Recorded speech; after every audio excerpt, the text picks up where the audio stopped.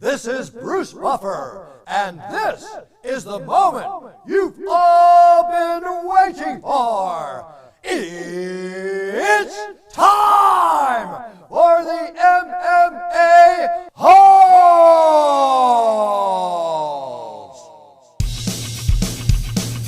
Mixed martial a-holes. MMA-Holes, MMA-Holes, MMA-Holes, MMA-Holes, MMA-Holes. You like to be a mixed martial a-hole. MMA-Holes, MMA-Holes, MMA-Holes, MMA-Holes, MMA-Holes. No way. From the Aunt and Uncle Studios of Arizona, Season 5, Episode number 1 of TGIW. We are here talking UFC returns. Democrats, Republicans. Nah, we're not talking about that shit. We're talking about the UFC MMA with the MMA-Holes. Yes, baby. Wonderful, wonderful. We are here. We are back. We are live in our new room studio. How you doing, Jesse? Wonderful, wonderful, Moss. How are you? I'm wonderful, wonderful. Look, just came back from Grand Canyon. We saw the big hole in the ground. It was absolutely glorious. It was refreshing. We saw some animals trotting through the wilderness. It was a spectacular experience to be away from society for a couple of days. And then we come back and we made the big mistake of turning on the news and seeing animals just selfies, video. What is... Thank God the UFC is back this Saturday. Kattar versus Max Holloway. That's happening. And then coming right up, we have Conor McGregor versus Dustin Poirier part duo. Thank God for the UFC. Yep. Yes, sir. Yes, sir. Thank God for the return of the MMA-Holes here on season number 5. So we are beginning our 5th season of doing the TGIW show. How does that feel, Jess? Wonderful, wonderful, Moss. How does that feel for you? I don't know.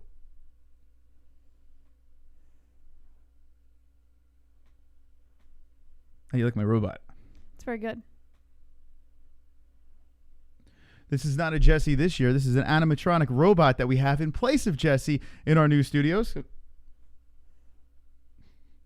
No, how wonderful, wonderful. Wonderful, wonderful. We have a lot of things to get to, Jesse. 2 hours of show. And what would you like to start with?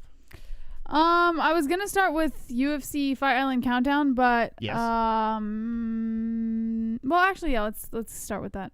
Okay. UFC was returning to network television. Did you know that? No, I did not know that. Yeah, returning to network television with Holloway versus Kattar on Fight Island. Oh, I don't know where it is. I don't know where it is on here. You just gotta click MMA news like usual. Yeah, I don't know. I don't know. I'm scared. Where is it? Scroll. Right Okay, there it is. I found it. We found it. According to Hawaii News Now's Kyle Chinen, Hawaii's Max Holloway is set to face Calvin Kattar in the main event main card of UFC Fight Night in Abu Dhabi. Not only is this Holloway's return to Fight Island, it is also the return to UFC to network television. The matchup between the two featherweights is set to be simulcast on ESPN and ABC. Wait, hold on. ESPN and ABC. And ABC? Yeah. The first time the UFC has been on a network since 2018. That event was on Fox. What? So yeah, 2 years on ESPN, and now they are returning to network television. Wait, how does that work? What do you mean? How? So I guess people who don't have the ESPN app will probably be able to see the prelims on ABC, is my assumption, and then they would have to see the main card on ESPN, kind of like what they did with Fox. So, what is up with Fight Pass? What's the deal with that? No, Fight Pass they're using for like other organizations and stuff now. I noticed Fight Pass is the most useless app that you can have. Then, correct? Well, no, I think they sometimes still show prelims of fight nights and stuff like that on there. What's the purpose of ESPN Plus then? ESPN Plus is for the main card. So I think what they're going to do That's weird. is similar to what they did with Fox. I think they're going to do the prelims on ABC or on network television, and then they're going to do the main card only available on the ESPN app. My favorite UFC experience was Fox. I like the Fox, the FX1, the FS1, whatever, FSF. Anytime you wanted to watch the UFC, you just go through the Fox library and you could find, Fox. You could find the fights. ABC and then ESPN and then the ESPN Plus. Like, isn't that a little weird? Like, isn't it a little bizarre? I think they're doing it for more of new fan outreach. You have to think, when they moved over to exclusively ESPN. Well, they're saying the main card's on ABC.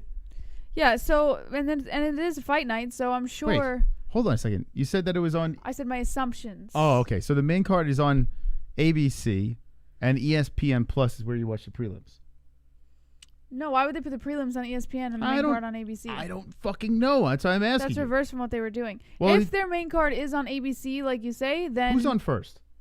What? If their main card, if their main card is on ABC, then my assumptions are that they're trying to reach out to newer fans, because when they went exclusively to ESPN, it was probably a lot harder for them to get new fans on board. How about this? Instead of speculating, how do we find out how to watch these fights? Does it say in this article? You can watch the fights on the ESPN app or on ABC. Okay, but what? So the main card's on ABC, and where are the prelims? ESPN, they're saying in the chat. Regular ESPN. Yes. So what happens to the Plus? It just says ESPN and ABC. It doesn't say anything about ESPN Plus on here. Oh, so ESPN Plus is a worthless But Max Holloway did tweet ABC Network and ESPN Plus. So, listen, you could probably watch the whole card on either ABC or ESPN Plus. What if you have the ESPN Plus app, then you're gonna watch the card no matter what. But if you don't have Plus airs it all. Okay. Yes, but if you don't have the ESPN app, then you have the opportunity to see it on ABC. I guess is what they're trying to do. Do you think, Jesse, that we should look into this stuff before we bring the news? You think we should actually sit down and actually read these articles beforehand? Because we are very confused. It says it right here. I just read it to you. I literally just read it to you. But they don't go into detail about what's going on with the prelims and the main card. They just said you can watch it on ABC and ESPN. So if I have the ESPN Plus app, I can watch the whole card, though, right? Yeah. If you have the ESPN Plus app, yes. Okay. So if you have the ESPN Plus app, you don't have to bounce around. No, you can watch everything on the ESPN Plus app. So there is the. This is stupid. This is dumb. Think they're just doing it to reach out to newer fans. It's a big deal for the UFC to be on ABC. That's a pretty big deal. But a little confusing to the hardcore fans, no? I am so sad Moss did not win. Me too, Cool Gamer, but this Friday, shit's about to go down. Thank you, Cool Gamer. You are wonderful, wonderful. The first donator of Season 5. Thank you. Okay, so it looks like you could watch the main card on ABC. We figured that out. If you want to watch the whole thing, apparently you have the ESPN Plus app. You could just sit there and watch it on one platform, which honestly, if it's $4.99 a month, yeah, I'm cool with that. I'll just sit on the ESPN Plus app and just watch it right there. It's a little confusing, but good for the UFC with not only landing ESPN, but also getting ABC, which means that they are doing the right thing. Well, when it comes to money. Are they doing the right thing when it comes to the pay-per-views now? You're not having pay-per-views on ABC, right? No, they're not doing that because why would they do that? No, you're not doing that. So they're still having pay-per-views. And then Dana White goes out there and says, on our off time, says that if you do watch the pay-per-views illegally. Oh, I have a story on that. So you want a segue? Yeah, if you want, we can. Let's get into a segue. We can go there. So Dana White basically said, according to MMA Fighting, and actually according to a lot of different sources, but this one's MMA Fighting by Jed Meshew. Dana White promises a surprise for all of those planning to pirate UFC 257. What kind of surprise? In 2021, it appears that the price of UFC pay-per-views isn't the only thing that will be changing. Apparently, UFC President Dana White also has a new plan for how to deal with illegal pirating. On January 23rd, the UFC begins its 2021 pay-per-view campaign with UFC 257, headlined by a lightweight rematch between former champ Conor McGregor and former interim champ Dustin Poirier. On Monday, White continued promoting the event by posting another new promo on his Instagram account. Not long after his post, one commenter responded, declaring his intention to pirate the pay-per-view, to which White promised a surprise for all those looking to illegally watch the event. The exact quote was from an Israel Guichian. I don't know how to pronounce his name. Anyways, this is just a UFC fan. He said, "Can't wait to pirate the fuck out of this. Thanks, Dana. I'm excited." Don't you think, though, that knucklehead should have probably not said that, right? Like, I don't think that right now, at this moment, the UFC really can do anything when it comes to that. It's just too massive. All different countries are doing this. Yeah. Like, it's not just in the U.S. It's everywhere. We're getting our links. I'm not getting our links. We're paying for it. But other people are getting their links from other countries. Mm-hmm. By the way, something hilarious. MMA KO, a friend of the show who does compilations, go subscribe to his channel, put together a compilation. I think it was the John Jones Reyes fight. And I would say 70% of the reactions on there, it all buffered at the same time. Now, when I say buffered, that's because they were watching the illegal streams. Now, here on the MMA-Holes, true professionals over here, we pay for every event, and we are sponsored by ESPN, but they don't pay for our pay-per-views. We have to pay for that shit. I do believe it's overpriced, but it was hilarious watching this collaboration of reactions where it buffered at the exact same time, and everyone's like, oh, what the fuck? What happened? What happened? Like, it was literally reaction after reaction of, what happened? Did you see it? What happened? That's how many people, even reaction streams, are watching pirated streams. So think about it. How many people are doing this? You would have to think 60-70% of people are pirating the streams. I'm not going to say they're right or wrong. I mean, obviously pirating a stream is wrong, but I can't say that I don't understand why they're doing it. I mean, I do. Yeah, I understand. If the card is shit, why would you pay $60 for that shit? But on that same note, it is kind of fucked up because these are the same people who are like, respect the fighters. The fighters deserve more pay. The fighters deserve this and that. But you're pirating a stream and you're not contributing to them getting paid by not buying a pay-per-view. So it's like a double-edged sword, you know? It is true. The biggest mouths out there are usually the people that don't pay. Now, here's the thing. Not everyone can afford this. If you're watching the NFL, if you're watching MLB, if you're watching... actually, that's pretty much it. If you're watching baseball and football, you watch it on regular TV. You really don't need much unless you're watching like a Thursday night game, or sometimes baseball has the ESPN game where you need some sort of cable to get ESPN, right? But for the most part, it's free. You pay for your cable, you watch it. The UFC and boxing and other combat sports, that's not the case, right? They don't have these opportunities. Right now, with the UFC going over to ABC and they had to deal with Fox, and you have CBS Sports with Bellator, you're seeing them giving you content on major TV, and this is good. Networks, that you don't have to pay for. The advertisements do all the work, and you get to consume it. I'm hoping that the UFC eventually could be something like that, but I don't think it's going to happen in my lifetime. I honestly don't think. I think the UFC will always be a pay-per-view brand. And it kind of sucks for the people that can't afford it because it is expensive. $70 a month is out of control. 100% they should lower the pay-per-view price. It's insane. And it never used to be that high until after they signed with ESPN Plus. So I know for a fact that they can go lower with the pay-per-view price, but they won't because they have to make their money, and now they're signed with another partner and they have to give a percentage to them. So I get it. But if they're expecting that to be to make people want to pay for pay-per-views, I mean, they're delusional. There will be more pirated streams now than ever before simply because of the price of the pay-per-view. Enrique in the chat says $840 a year. Now, if that sounds about right. I would say a little under 1,000 would probably be how much. And you have to think sometimes they throw 2 pay-per-views in 1 month. They throw a double whammy. Now, that's a lot of money. That's a lot of money to ask. That's way more than you're paying for the NFL or these other, cable services out there that give you your weekly sports. Like, think about it. Here's the problem. There's no break in the UFC. right? And I think this is where the problem lies. They can't have a major network because there's just too many events. Maybe that's what it is. Maybe there's just way too many events. Now I'm thinking about it. MLB, that's not on regular TV anymore either. That's on, like, over in New York, you have SNY and Yes Network for baseball. So you do pay a premium for those. Why couldn't the UFC follow in that? Is it because there's too many events? Like, it never stops? There's no break in the UFC? It just constantly goes. Like, your break is 3 weeks at the most. So maybe that's the reason. Maybe you can't, because NFL, you have a break. MLB, you have a break. NHL, everything has a break. Not with the UFC.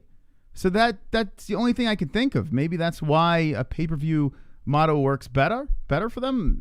I can't figure out what it is. I think they're just greedy. I mean, Dana White's always been like, how can I make the next buck? He's always looking for a way to conserve money when it comes to fighter pay and all that stuff. So I think it's just greed, honestly. I don't think there's like a reason why they can't up or lower the price. I think he's just greedy.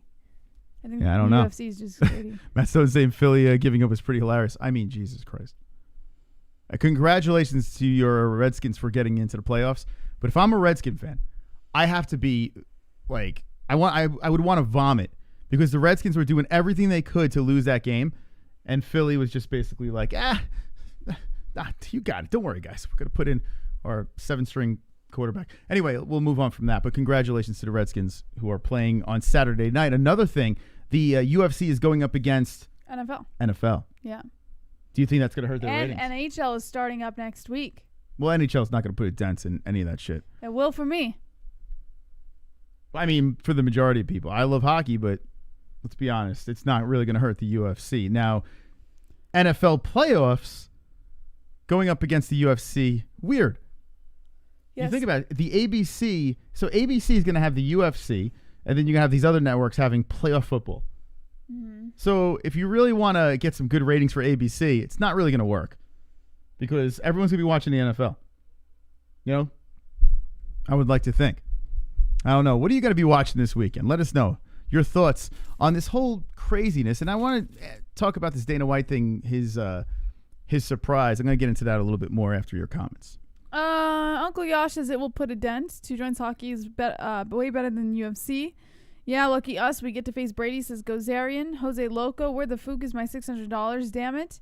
Wannabe Uncle Johnny Smith says LOL 2 joints.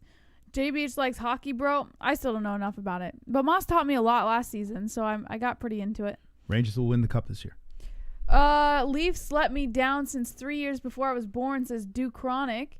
MMA Genie says, question for Chris and JBH. Crack and net promo code Olenek. What? And Nicole says, JBH, friend Pointa just went up. Friend points. She likes hockey. Did y'all get your packages? We got notifications from the UPS store. In fact, we were near there today, but we didn't have the key to our box, so we couldn't pick them up, unfortunately. But yeah, we got notifications, so I'm sure if you sent something, they're there. Mike Vindy says, anybody else ready to see the Logan Paul story end? It won't end. Joseph Edrick says, all the major MMA fight promotions should get together and agree on an MMA season. Alex Petherick, NFL on ESPN Plus this week. You want an an MMA season, you go to PFL. PFL does that. It's a season. Yep. What PFL is doing is pretty much a season. At the end of the year, you got your $1 million fight. So PFL is doing it. Should the UFC follow in its footsteps? I don't think so. I like, if I need, see, here's the thing. I like tournament style though. Then you watch the PFL. Watch the Bellator. Bellator's got tournaments and shit. I'm saying I think the UFC should bring back tournament style. I'm like cool for the with lightweight division right now in its current state, I think that would be cool if they did tournament style, like Conor versus Poirier. The winner faces the winner of Justin Gaethje versus Michael Chandler. Oh, Justin Gaethje versus Alex Oliveira, which is, by the way, they're working on that. Yeah. We'll talk about that. And then they say, oh, winner versus winner gets the lightweight, like something like that. Yeah, I was lobbying for that tournament. I wanted that to happen, but the fact that it's not happening, I don't care. I love the UFC as is. I really made the lightweight division more, like, it's already an interesting division, but it would have made it more interesting, more entertaining. Why do we have to make what's working more entertaining, right? Because if you think about it like this, It's a already week insane. ago or 2 weeks ago or something, we were doing a show just like this, and we were talking about how are they going to make 2021 more entertaining and more juicy than 2020. That wasn't the conversation. The conversation was how the champions, the current champions, their charisma is not all there. Yeah, no, I know, but So just in marketable general, champs. how is 2021 going to be more entertaining and like spicy than 2020? And that's a way that they could do it. Listen, I think the UFC right now is working on all cylinders. I believe the UFC is doing a great job at what they're doing. I'm just curious as to what is the deal with this pay-per-view situation. It's a problem. And for Dana White saying that he promises a surprise for the people pirating streams, there are a lot of people that cannot afford, watching this content. So what's the answer here? I'm thinking the pay-per-view thing might work for them because of them literally being all year round. There's no seasons. There's no breaks. The UFC is constantly going. The only break you get is 3 weeks. And then it's just Which every isn't weekend. always. Sometimes 3 times in 1 week. Like they just throwing shit at you, right? Yeah. So it's a weird situation. I don't want to have to say to everybody, you gotta pay, man. You gotta buy this shit. Some people just can't fucking afford it. So I get that. So we're trying to figure out what's the answer and They need to lower pay-per-view prices to start. The answer is this. We've said this before. The WWE, the way they do it, there needs to be a bundle package. People are more likely to say, okay, I pay for the year, right? I'll pay for the year, and then I'll watch all the shitty events throughout. Because you pay in one shot. You know what worked? Like you'd mentioned, like Fight Pass. That worked because you paid an annual fee or monthly if you wanted to do it monthly. But you had, you still had to pay for the pay-per-views, but the pay-per-views were cheaper because you were already paying for your subscription on Fight Pass. You know what I mean? Like with ESPN, everything just went up. Everything skyrocketed because they're using a third-party, a third-party platform. You know what I mean? I feel like maybe they should go back to Fight Pass and just lower the pay-per-view prices again. Okay, so why would they leave? I think the end goal is to have their own app, which is, I guess, Fight Pass. Yeah, Fight Pass and was then their own be app. the one-stop shop like what WWE is doing. But right now, when you have players like ESPN, like, here's a boatload of money, you have to have he's not gonna X turn amount down. of fights. Yeah. They're not going to turn that shit down at all, right? Until they can get it to that point. But why can't there be a way where, like they did Reebok, right? And that completely failed. Why can't they do some way where they get an exclusive sponsorship, multiple companies, big companies that only advertise on their app, their platform, they're already showing the numbers, the views, whatever, and then do it like that, and then have your, have your television I guess because events. even with their own platform and with other sponsors, they probably still wouldn't make as much as what ESPN's throwing at them. Is it greed? Like, wannabe Uncle Johnny But Smith that's what I says? said in the beginning of the show. I said I think the UFC's just greedy. You think so? Yeah, I said that. I said that I think they are in a position where they can lower the pay-per-view prices or put themselves in another position where more fans will have the ability to watch pay-per-views, but I think they're just greedy. I think Dana White and the organization as a whole is just greedy. The UFC is a company that doesn't have a bunch of teams, and a bunch of teams are like different businesses underneath the same umbrella. The UFC is a weird thing because it's literally one team, the UFC. And everything is the UFC. So it's just basically, boom, this is the animal. This is all we got to work with here. All the money goes in this direction, and we distribute it how we please. Is the UFC greedy? The flashy, the trendy, the way to go is to say yes, right? But I'm going to say no. It's not even an argument. I'm going to say no. I don't understand how you can say no. The reason why I'm going to say no, greedy. it's a business.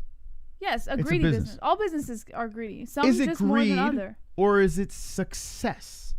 Think about this. No, it's completely different. Hear me you out. can have a successful business and not constantly want more.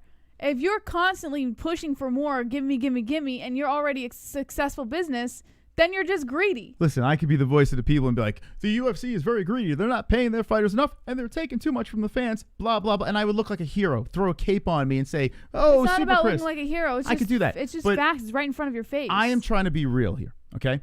The UFC sold for a hell of a lot of money. They're trying to make a bunch of money back. And yes, people's pockets are getting filled. Dana White's pockets are getting filled. Why but let's do be you honest. think the Fertitta brothers sold out? If Dana White was not getting paid the money he's making, maybe he wouldn't be as excited and and want to keep on growing this. Yes. This animal. What is driving Dana White is greed. The fact that he keeps seeing more and more money every year. He doesn't need it though. He's got the money. Exactly. That's greed, Moss. When you don't need it, but you keep wanting it, Wait, that is greed. Are you saying that all this money is going to Dana White? That's not I'd happening. say a good percentage is going to Dana White. Yes, I say you've got the money that's going to the organization, the money that's going to the fighters, the staff, all that other stuff. But a good portion is going to the president of the UFC. Yes. I think the people, the upper echelon, are making some serious cash. But a lot of people are saying the fighters could make more money and this and that, and the UFC is a greedy company. No, I think the UFC is a smart company. That's what I'm going to say. I agree with you. I think the UFC is a brilliant company because if you think what they've done in this limited time, and they're still going up, they're signing these big deals, these big contracts, they are a smart company. They are not allowing a union within the company. In no way do I suggest they are not a smart company. I do believe they are a smart company, and I believe that they're doing everything they have to do to continue growing and to skyrocket this business and become the biggest organization in MMA. Like, I'm 100% with you on that. But you can be a smart company and still be greedy. Like, so here's the problem now. Dana White is going out there and saying there's a surprise. He's promising a surprise. Okay, now the Pirates. Yes. Now, and they're not pirates because so it's not illegal to watch pirated streams. It's not illegal. You're not distributing it. You're not sharing it. It's not illegal. Wait, are you sure about that? I am positive. You can watch an illegal stream. Let me just double check. Let me fact. As long as you're not reproducing this illegal stream, you're not going to get in trouble. That's what I know about this thing. Now, like I said, we do pay for this, but the only reason, honestly, is because they're doing this show. You know, I mean... Currently, a pirated stream is treated as an illegal performance, which is a misdemeanor, rather than illegal reproduction and distribution, which is a felony. So it is illegal. No, it's yes, illegally. Read it again. Wait, currently a pirated stream. Yes. Okay. Listen. That's the person distributing it's it. treated as an illegal performance, which is a misdemeanor, rather than illegal reproduction and distribution. So the person who is reproducing and distributing it is committing a felony, but the person who is sitting there watching it and consuming that content is committing a misdemeanor. Okay. So they're both illegal. Watching and redistributing are both illegal. I don't know. It says it right here. That's just it says it. Is it okay? Here's the deal. Is it different in every state? Is it different in every country? What do you? This is for U.S. I typed in the U.S. So I don't know if it's different in every country. Okay. So from what I know is this: there are channels on YouTube that promote consuming pirated streams that have no problems with having their channel monetized, but have no problems with having their YouTube channel growing significantly, just blatantly showing people how to consume this content. Now, if this is a misdemeanor, the people that are showing you how to do these things should be put in jail. True. Okay? They're not. Right. Why? I don't know. Because it's not illegal. That's why.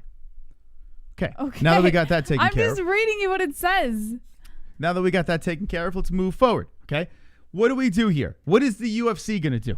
What is this surprise that the UFC is going to do to the people? What kind of punishment? Is Dana White going to come over with a ball gag and shove it in your mouth and shove a big dildo up your ass? Like, what's going to happen here? What's the plan for Mr. Dana White? Now, the UFC is losing a significant amount of money because of pirating, just like the movies, just like the TV shows and all these other major companies. Yeah, exactly. I was just gonna say I saw someone put that in a comment on a community post that we had, and I couldn't agree more. You have to think with people who are, like you just mentioned, pirating, new movies that are coming out into theaters and TV shows and shit like that, and even Hollywood can't take these guys down. Like, I don't know what makes people think Dana White has this like almighty power that Hollywood doesn't have to take down pirates and pirated stream. It doesn't make any sense to me. Like, what do we know? In all honesty, what can he really do? What can he do, right? What can Dana White do? A lot. And let me tell you what he can do here, okay? Think about this. This man said fuck you to everyone and decided to say, COVID schmovid, we're moving forward. Yeah. Literally shoved his middle finger. What we know about Dana White is he's a stubborn motherfucker. Yes. And you have to think that he has a plan in place, that something's going to happen here. Heads are going to roll. I don't know exactly what he's going to do, but I do think that Dana White is onto something here. I don't think this is just an empty threat. I think right now we're safe. But there's something in place that the surprise is coming. Yeah. The question is what?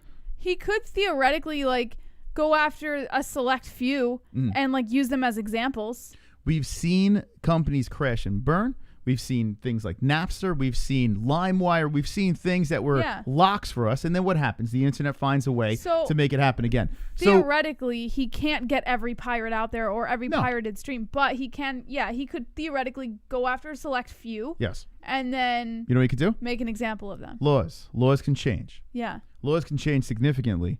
And that's how we'll get screwed. These VPN services might become illegal. There are things that might be our tools to make us wonderful.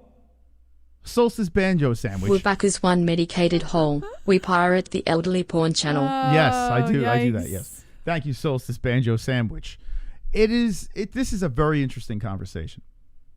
I think that, yes, if you look at the track record of the internet, you say internet always wins. Internet always wins.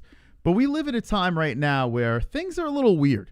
We got fucking honkies climbing walls and taking selfies on with judges' gavels in their hands and whatever the fuck. At the state capitol. Yeah, at the state capitol, just embarrassing themselves over there. We have people like there's a lot of crazy shit going on right now, right? What if I was to say that 2021 is the year of the end of pirated streams? Listen, and Uncle Johnny Smith just brought it up in the chat and makes an excellent point. With the incredible rise of VPNs now, let's be realistic. How easy is it to really catch? Maybe like 10 years ago you could catch someone pretty quick, but now with everyone having a VPN, I mean everybody, even their mother has a VPN. Like I find it a little difficult to think that you're gonna, these VPNs. Find someone. There could be a way where perhaps they could find out if you're using a VPN. So maybe they don't. They did find out you're using a VPN, they still can't track you. I understand we're very smart and we've overthrown the government over here in the U.S., right? We're very smart individuals, but we would be very, what's the word I'm looking for? Naive if we thought that we are going to win every time. Right. And that's the problem with our country. That's the problem with America, is we always think we can win. And when we lose, we're mad and we cry and we kick and scream and we climb walls and take selfies. We don't always win, Jess. We don't. And in this situation here, I feel that this could be the beginning of something. A certain crack service, from what I hear, is not there anymore. Yes. Is it there? I just go based off what I hear. I just go based off what you told me. It's been shut down. Let's try to regroup here for a second. We got to figure this out. What happened? Nothing. I just saw a little buffer and go on. So little Bruce going. Yeah, we could crash and burn because of the content we're talking about here. There's a lot of things we have to be careful with this, right? And we can't be like that knucklehead that goes on Twitter and just throws it in Dana White's face. Because what are you doing? You're poking the bear. What did that guy say again? Yeah, he said the exact quote was, "Oh, what the heck?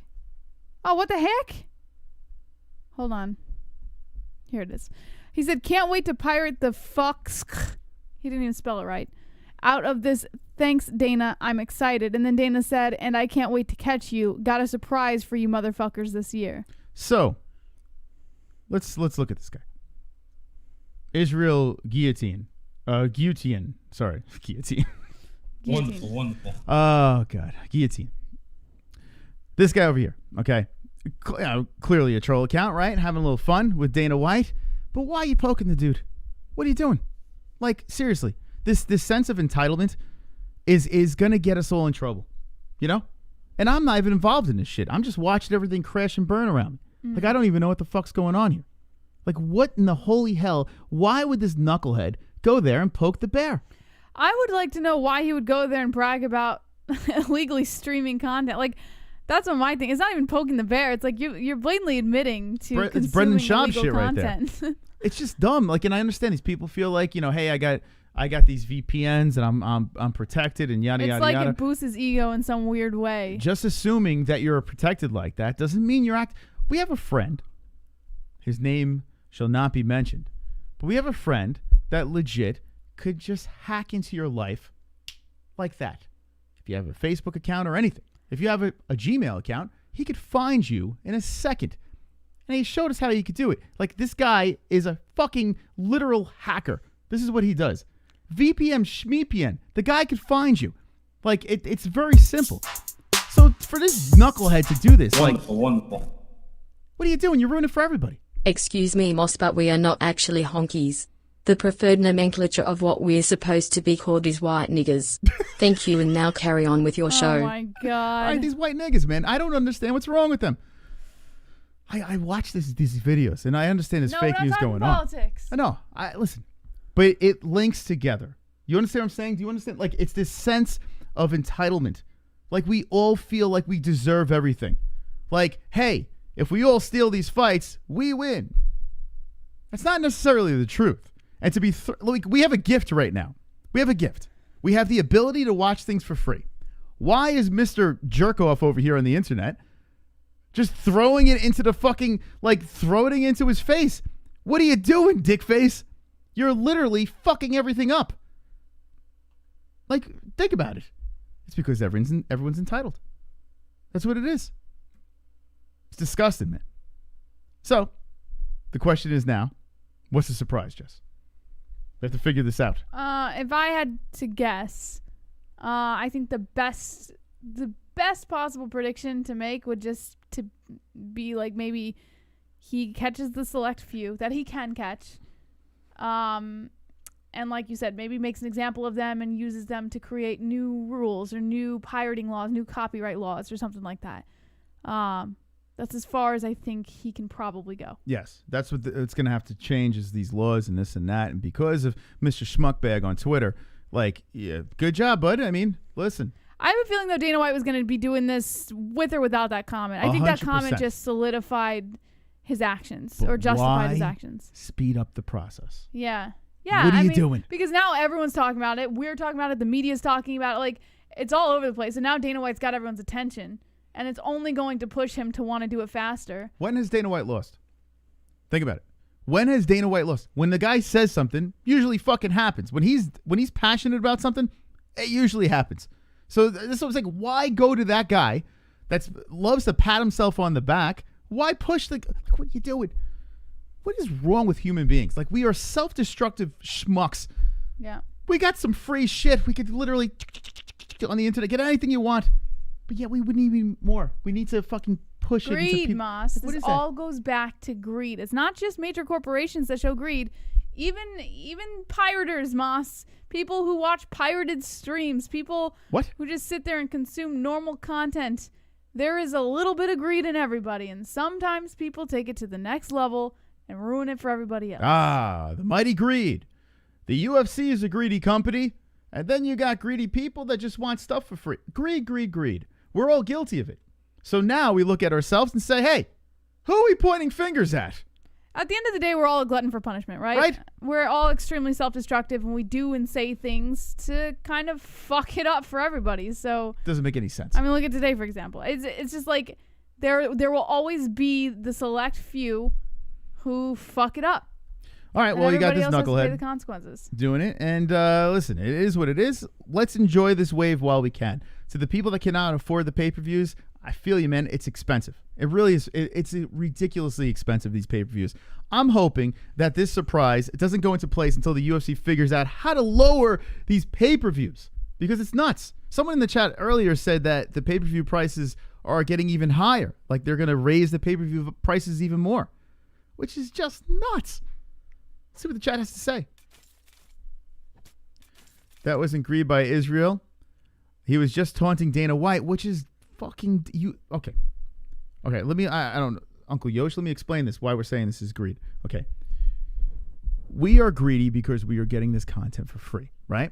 We and that doesn't make us greedy. The greed is the fact that we are throwing it into someone's face because we're getting it already. You understand what I'm saying? Like, I don't understand how many times I've explained this fucking... why am I going down this? I said what I had to say. Just rewind it so you can understand what I was saying. UFC should host fights at the Capitol. I mean, yeah, that's happening over there. The Capitol is a complete disaster. I don't know. Shout out to the terrorists. They're like, oh, hey, this is how you get in. Cool. We saw it, Justin. It's all good, bro. I had a box since 1991 and DirecTV since 2002 on.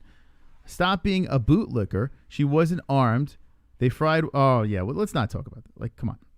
Like, yeah, I mean, it's tough. It's tough to navigate around what's going on. Like I said, in the beginning of the stream, we went to the Grand Canyon. Beauty. Just beautiful scenery. Beasts walking by. We have videos on our what's it called? TikTok, whatever the fuck that app is called. Where you can see, I didn't know what the hell it was. Apparently it was an elk. It looked like a deer moose. And it just like laid down next to the car. We saw deer frog. It was just beautiful. Just seeing the nature, just at peace, just doing their thing. And then I come home and I turn on the TV and I see just animals climbing walls. 1 minute people are throwing shit through fucking windows, stealing sneakers. The next minute you got people it's just, we can't win. So yeah, I understand why we're all hostile and we're pent up and we have our UFC coming. We're excited about that, right? So let's hope that Dana White is full of shit with the surprise.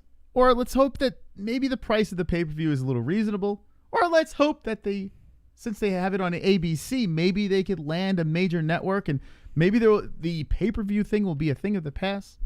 That's wishful thinking. Probably not going to happen. I think as long as I'm breathing, there'll still be pay-per-views. I don't see it really going away. Yes. Just works for them. Yes. Anyway, all right. So let's move on. We've went long enough with this whole pay-per-view situation. We have a fight coming up this weekend, which is Kattar versus Max Holloway. Max Holloway, I like him. Super chat. Srizin. You guys going on a rant made my day. Love ya. We love you too, Srizin. Love ya. Listen, I'm going to be very honest with you.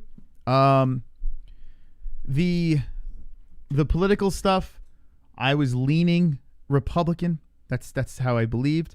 You know, I wasn't like full-blown Republican. I didn't vote or any of that stuff. So I really don't have much of a say. I just kind of sit back and watch the craziness. And when I saw all that liberal shit going on, I was like, oh my God, this is crazy. And then I see all this. Well, I'm saying this rant. I could talk whatever. I don't know. Jesse was talking to me inside. You can't hear. And then the whole liberal stuff. I mean, the Republican stuff's going on right now, and I'm embarrassed about that. Like, it's just human beings, man. It's tough. It's tough to avoid it. So we have the UFC coming up, and let's deal with it. Max Holloway versus Kattar.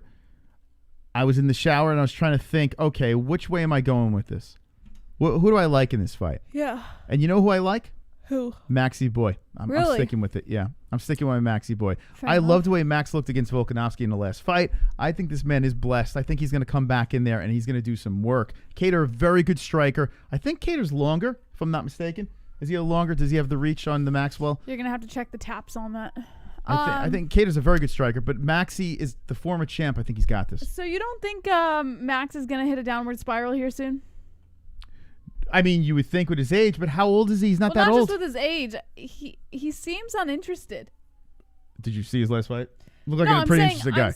I'm not saying based off of his recent fights. I'm saying he just seems uninterested compared to like Max Holloway from 2 years ago. You know? Okay, I severely disagree. Man is 29 years old now. He does have, someone put a stat in our DMs about Max Holloway has like the most significant strikes, I think, to his head than anyone else. It was a crazy stat, which leads you to believe this is why the man talks the way he does right now. Guy's 21-6-0. He's on a 2-fight losing streak. And if you look at the two, who are they? Volkanovski, right? The champion. For the first one there, I believe Volkanovski got it done close. And then the second one, they run it back. I think Max won this fight. Even though Volkanovski won, I believe Max won that fight. Max looked great in that fight. Really, really good. He is 29. He is younger than Mr. Kattar. Think about this. He's the younger man. He's a -185, so not a huge favorite. But I kind of like him in this fight. Jesse, did you know we don't make predictions here? We don't? Apparently we don't, even though we've been doing it for 5 years. But we don't make predictions here, according to certain people. My prediction, Max Holloway, but don't take it, too serious. Even though my main event picks are pretty spot on. Max Holloway for the win. Who do you have? I think I'm going to go Kattar on this one, Moss. Okay. I hate to say it because I love Max Holloway. I think he's a great fighter. He's fun to watch. I always thought his personality was up there too when it came to entertainment on the mic.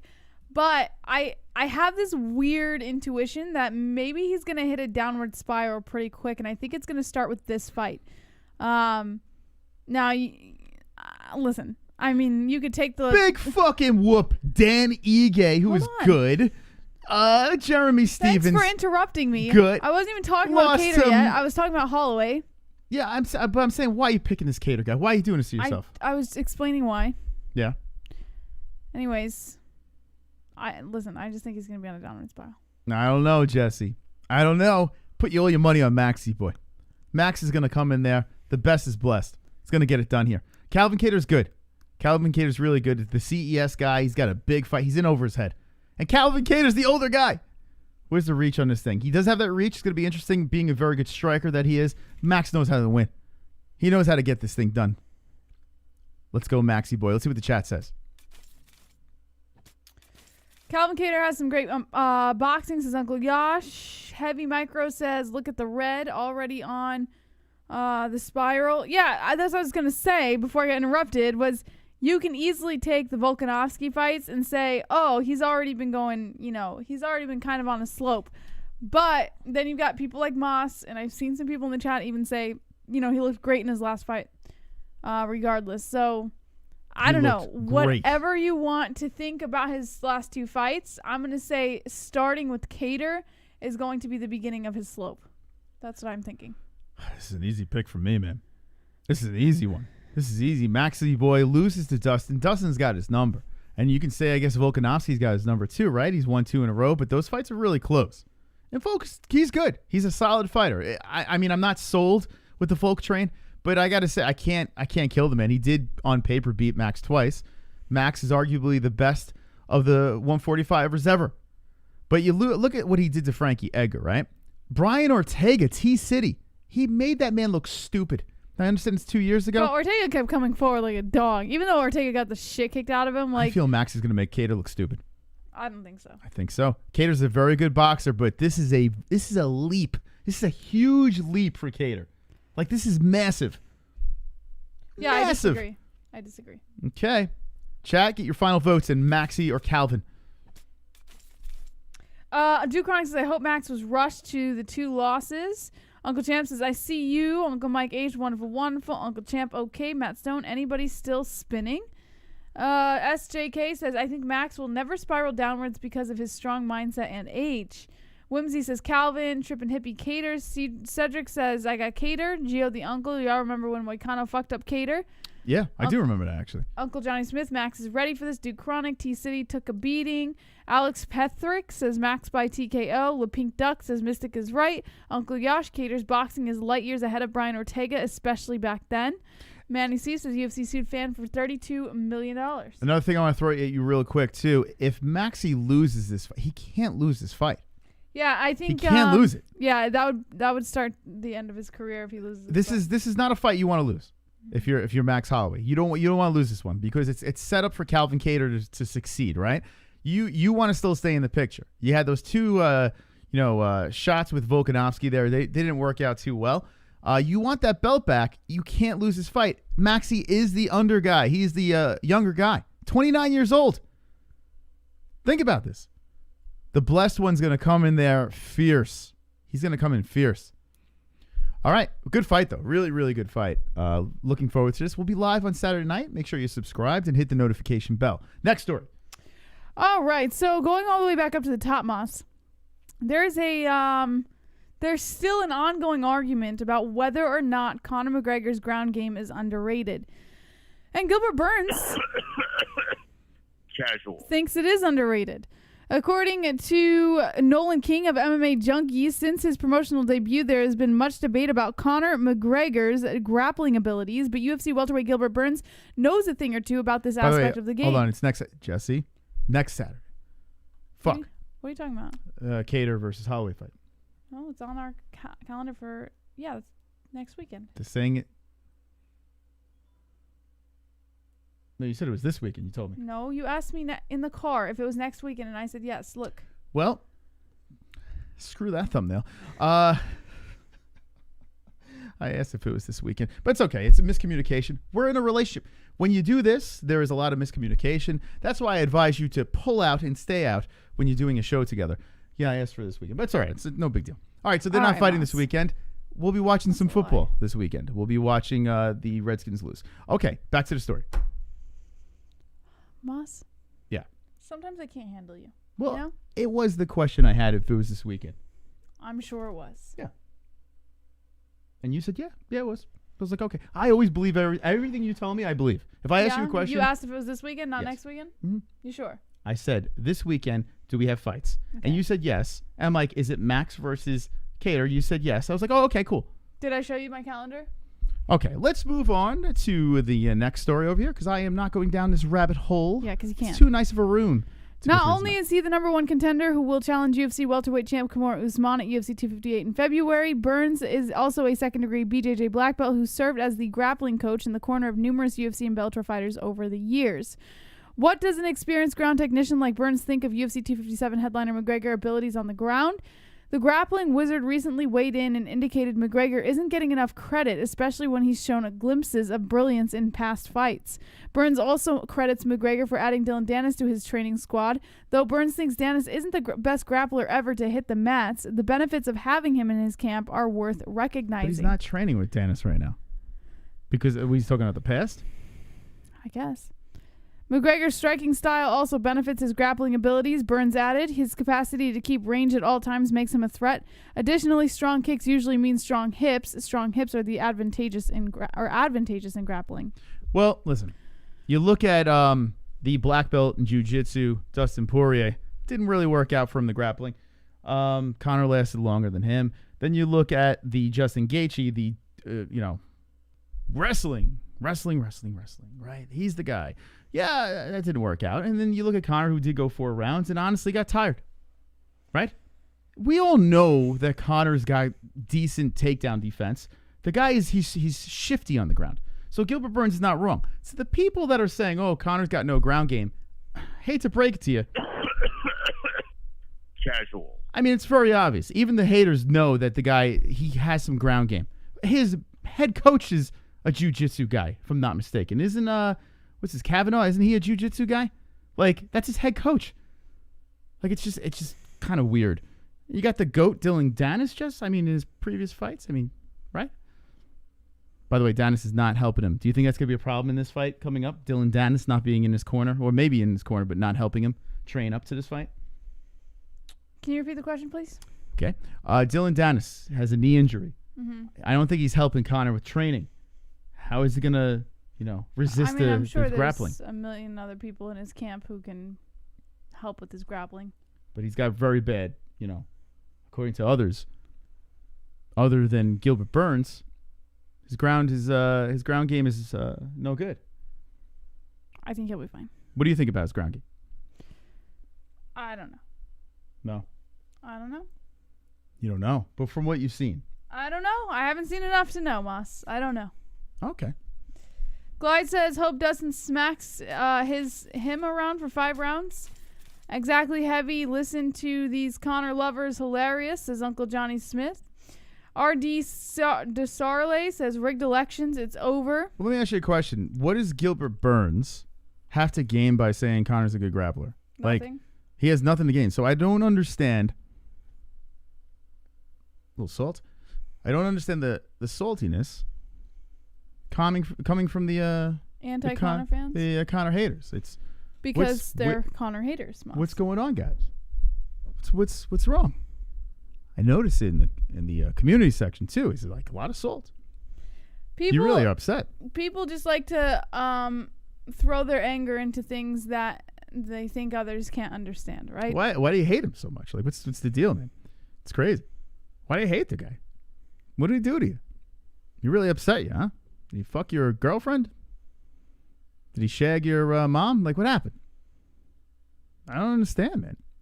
It's weird. Like, what? Why are people so, angry? Why are people so mad, Jess? Do you think it might be envy of Conor's success, maybe? Could be. Sometimes. Maybe their favorite fighter is not as successful or hands-on as Conor McGregor. Maybe. Well, here's the thing. There's some jealousy going on there. People don't like I noticed this, and I can understand this. People don't like rich people that throw it in your face, right? But if that was the case, why doesn't Floyd Mayweather, not get... I don't think it's that. I think their favorite fighters are probably like nobody gives two flying fucks about them. I don't think they have favorite hate fighters. that. No, but I don't think I honestly think that most of the Conor super haters don't give a fuck about having unless you're a Khabib fan, maybe. I disagree. Look at Kainoto. Kainoto has favorite fighters. He likes Brock Lesnar. How does that count? Do you care about Brock Lesnar? No one cares about Brock. Exactly. Your favorite fighter is someone people actually give a fuck about. No one cares about Brock His Lesnar. favorite fighter is someone people could take it or leave it. And I think there is a level of jealousy there that people don't care enough about their favorite fighter, but everybody cares about your favorite fighter. Do you think it's going to happen to me? Do you think that Conor, when he leaves, when he's completely done, I'm going to start hating all other fighters? You think I'm just going to hate everybody? Like I'm just going to loathe certain MMA fighters that are popular? You already kind of loathe Adesanya. I don't loathe him. Well, you say that I make you hate him. No, okay. Do I jump in fucking chats, like in threads on Twitter, and say, McNuggets or Adesanya does this, he's a gaylord and whatever, his titty. Like, I don't even care. But you make comments about Khabib on Twitter. When do I make comments about Khabib on Twitter? I made a comment about Khabib fans. Yeah, Khabib fans. Yes. Yeah. Because here's the deal. And it's a great post, actually. The Office post. Yes, it's actually pretty funny. Dwight Schrute post. It's like, it's a weird phenomenon. That's why he's a once-in-a-lifetime guy, because seriously, I have never seen such support and such hate for one athlete, ever. Like, we're never going to see this again, which is kind of crazy and kind of fun at the same time. I think we'll see it again, for sure. Yeah? Yeah. I think Adesanya might be one of those guys that you either love him or you hate him. You know? I don't think there's an in-between. Yeah, but see, I don't hate Adesanya. You make me hate Adesanya, but I don't hate him. But I actually like Adesanya. That's what, I feel like he's gonna be the next guy, because I don't hate Conor, but I'm not like these people strung up on his Conor. balls. These people, I'm telling you, they legit loathe the man. Like any attack they can get. I think there's people who legit loathe Adesanya and will continue to loathe. Yeah, Adesanya. I'm not in that category. I think Izzy is actually an all right guy. But you're not everybody. But I can make fun of the guy, but I think he's all right. The way the MMA fan base works mostly is you either love him or you hate him.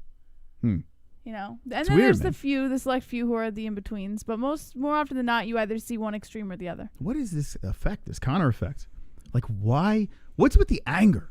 Like, that's the thing I don't understand. Like, listen, we can all troll each other. That's a different question. But what's the anger? Where's that coming from? I think the anger is just, I honestly think MMA fans in general are just fucking selfish. Like, that I really believe. No, they're mad. No, I believe that MMA fans want the sport all to themselves, and how dare I have to share this sport with anybody else? So when they're forced to do so, they just get angry. Like, I really believe it. Wonderful. What do you guys get mad about?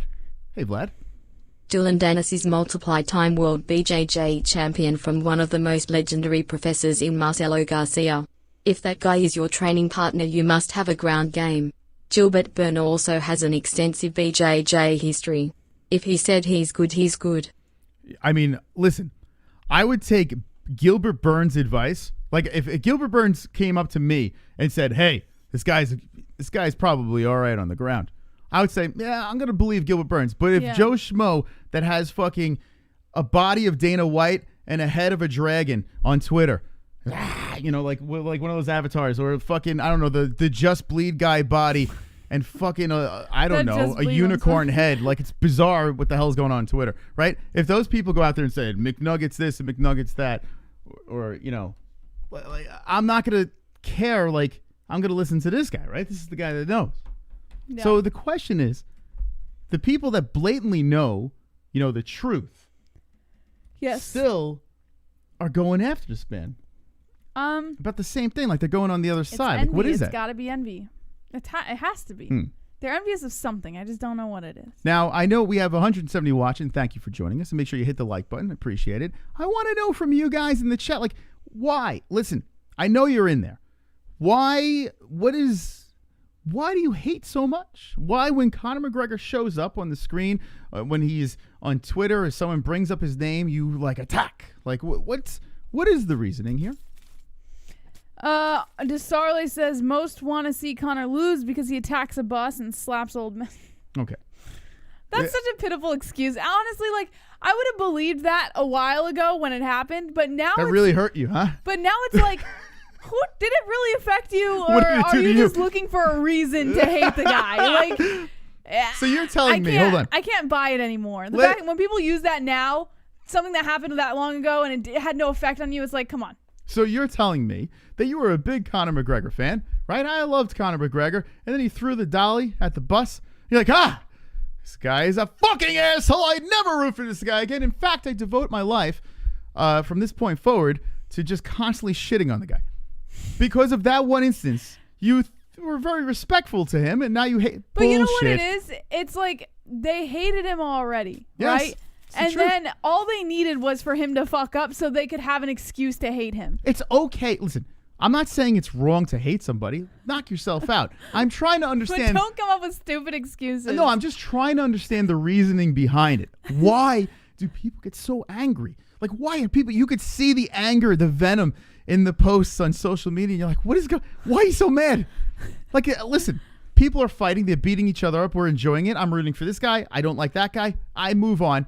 I'll make a couple of jokes here and there, and that's it. But then there are people that just like, I hate him. He's a rapist. He does this. He does that. Like, But we failed to bring up that they hated him before he did all that. yes. It doesn't make any sense. They just need a reason. Anger. Khabib is scared to move up in weights as Honky Kong. Uncle Champs is Justin Dempsey. What the fuck is the deal, bro? Is there another? Is there two Justins in the I chat? don't know. I'm not even paying attention, honestly. I think it's so Wonderful. stupid. Is there two? The anger is without a shadow of a doubt, the jealousy of the money earned by Conor, even if the hater doesn't realize it to be true. And the antics are clearly just a reason to hide behind. Exactly. And that's exactly what I'm trying to imply here. Like, you just need the reason. Yeah. Right? The fact of the matter is there is a select group of people who are just jealous of Conor and his success, whether it's how much money he's made, whether it's the fact that he can get away with sleeping around on his wife and you can't, or whatever the fuck the reason is. Something about Conor you're envious of, and now that he's fucked up multiple times, now you have a reason to hate him. Now you can back it up with excuses. Yeah. It's so stupid. Wonderful. I think people got the wrong idea from the Nate and Khabib submission. Nate says our Gracie black belt, the other has been grappling since he was a child. Of course your ground game isn't going to look elite compared to two lifetime grapplers. Yeah. And let's be serious here. And thank you, Vlad, and thank you everyone that donated. Appreciate it. You're wonderful. Wonderful. If Conor McGregor's gas tank was a little bit better, he's surviving. This is not happening. He's not shooting for that takedown against Nate. Like, he was exhausted, gasping for air, shooting for a takedown against Nate, fighting at 170 when he was supposed to be fighting an RDA at 155. You know, like, listen, I know it sounds like excuses, but they're reasons for his demise when it comes to tap, tap, tap, right? So there are reasons, and I think that's what pisses people off even more, that there are actually valid excuses why he has lost some of his fights. Yeah. You know? I mean, the dude was...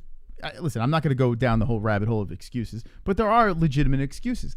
Just like when you talk about fighters like Izzy. But you can say that about anybody, really. Yeah, any great fighter out there, win or lose or bad performance, good performance, there's always reasonings that everyone has, and that's the beauty of discussing sports, right? Debating with each other. I am trying to understand. Now, listen, I'm a Giant fan. I fucking can't stand the Eagles.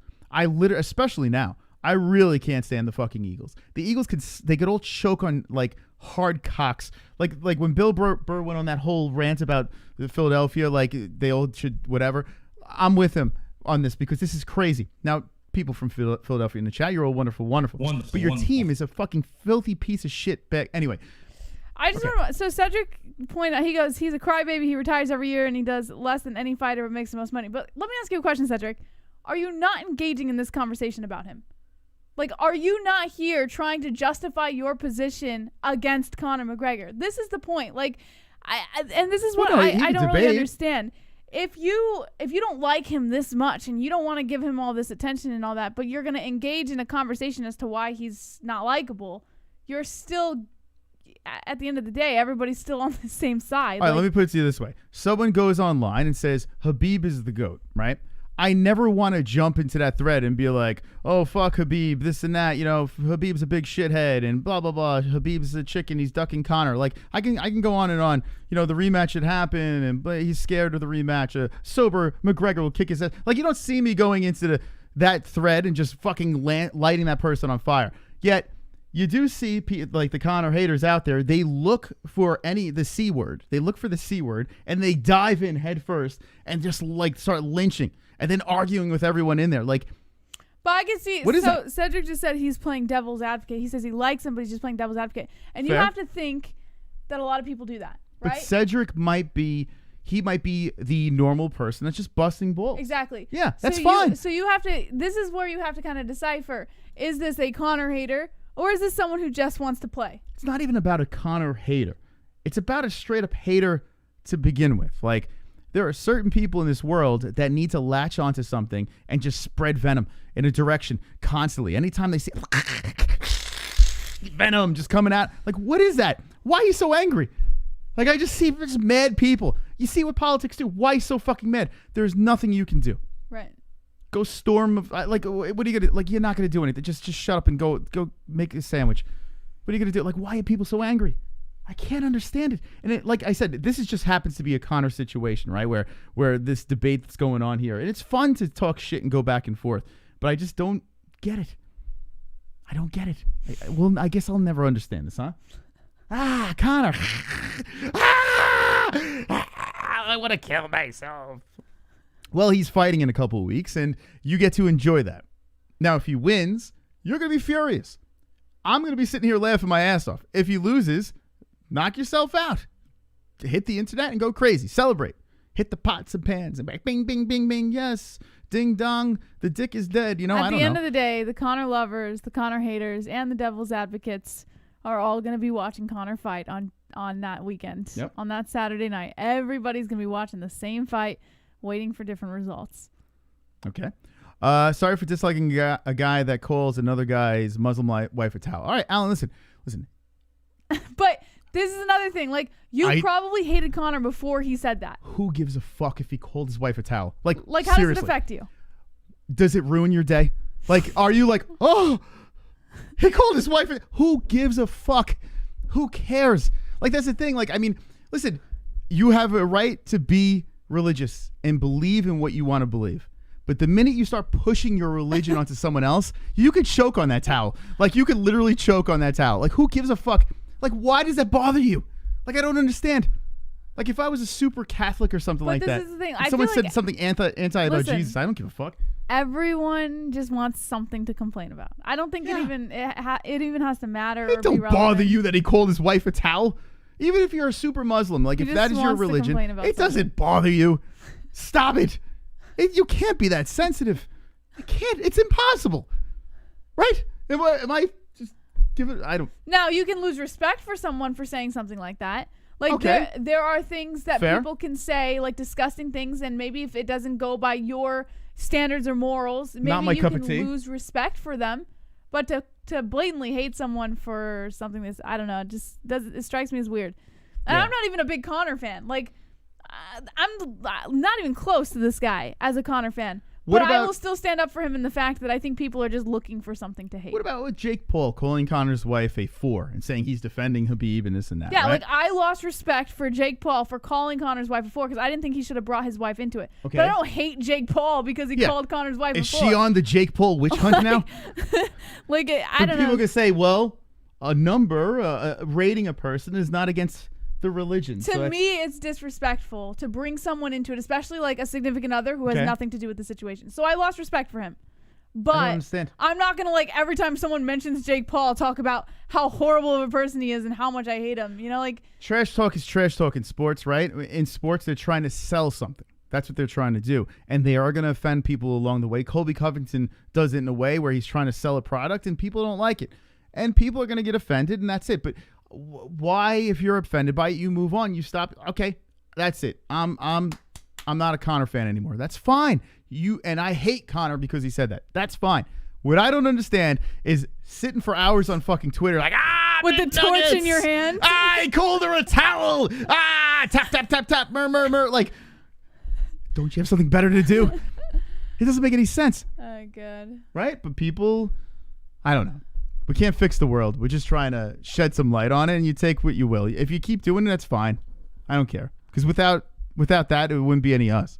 So anyway, let's move on from this. We went way too long with this, for God's sakes. Let's go to another retarded story. Well, actually, this one's kind of cool. Mike Perry and Latory just had their son just recently. Yeah. Yes, they did. Congratulations. He literally, a couple of days beforehand, he almost sliced his foot off? Yeah. He almost took his foot completely off. Well, Did you see the video? No, I didn't see the video, but I heard about it. Today, he announced that he is now a father. He is welcoming to the world his son. He put out a tweet that said, "Thank you so much to all the ladies who helped at Holtz Children's Hospital in Miami. The boy gave us a scare when he came out and didn't want to take his first breath. But thank God for our son." Well, I wouldn't if Mike Perry was my father either. It actually happens. I would hold my breath and try to kill myself. It actually happens more common than you think. Like Wait, a lot of that's babies, my dad? A lot of babies come out not breathing. Kid tried to off himself. His poor kid. He's like, wait. All right, we're back. I don't know. I think we got a little touchy with our subject there. Our subject matter was a little too intense. Sorry about that, guys. We are back in business. Apologize. Anyway, we'll play this donation. Ian bets the under. Thank you. Made a joke about Mike Perry's kid trying to off himself when he saw his dad. But he's fine, right? He's healthy? Yeah. According to the article, he's healthy. He's basically, they shared a couple photos. One was with Latory I think they named him Ocean.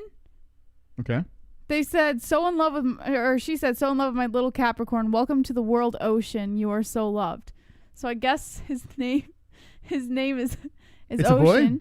Yes, it's a boy. Ocean. And then Mike Perry posted a picture with his son. They were doing the skin-to-skin contact they do with the dads. Mm-hmm. So it's actually a pretty cool picture.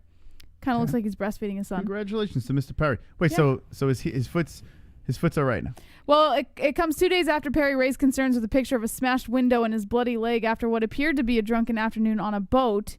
Perry's career was paused by the UFC this past July after he allegedly assaulted 3 people, including an older man who took a punch caught on tape. The promotion ordered him to undergo alcohol treatment. Perry returned to the octagon this past November after being cleared, blah, blah, blah. So, I guess everything's good now. Ocean Perry. Ocean Perry. You can't do that, It's Mike. kind of a cool name. He's taking that. Listen. I would name my kid like I had a friend named He's taking Storm. but that's a slap in the face to the black people. You know, that's a black people thing. What? That's not. You can't do that. No, it's not. Yeah, Mike. Listen, I know you use the M word and everything like that, but That's that's not true. That's a black people move. You can't I do like that name. I would have named my kid something like that. Yeah, Mike. Come on. Fancy names. Ocean. Wonderful. Congratulations, Ian bets the under. I think everything with Khabib leaves everyone with a bad taste in their mouth with Conor. If he stays away for that, he's a fucking stand-up guy when he's off the brewski. Mm-hmm. Plus, there's nothing in the sport like the lead-up to a Conor fight. Oh, yes. There is nothing. Yeah, it's interesting to see how he kind of hit rock bottom when it came to his persona. Like, a lot of his fans turned on him, and rightfully so. I get it. Like, he made a lot of mistakes, you know? He's not quite the role model when you think about it. But now, it's kind of fascinating. You look at his social media, and it's literally all family pictures and stuff like that. And it's not like it doesn't seem like this.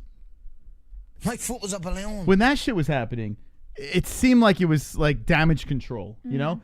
Now he legit is embracing that, hey, you know what? I'm a dad. Let's fucking grow up. Like, that's what I'm getting here.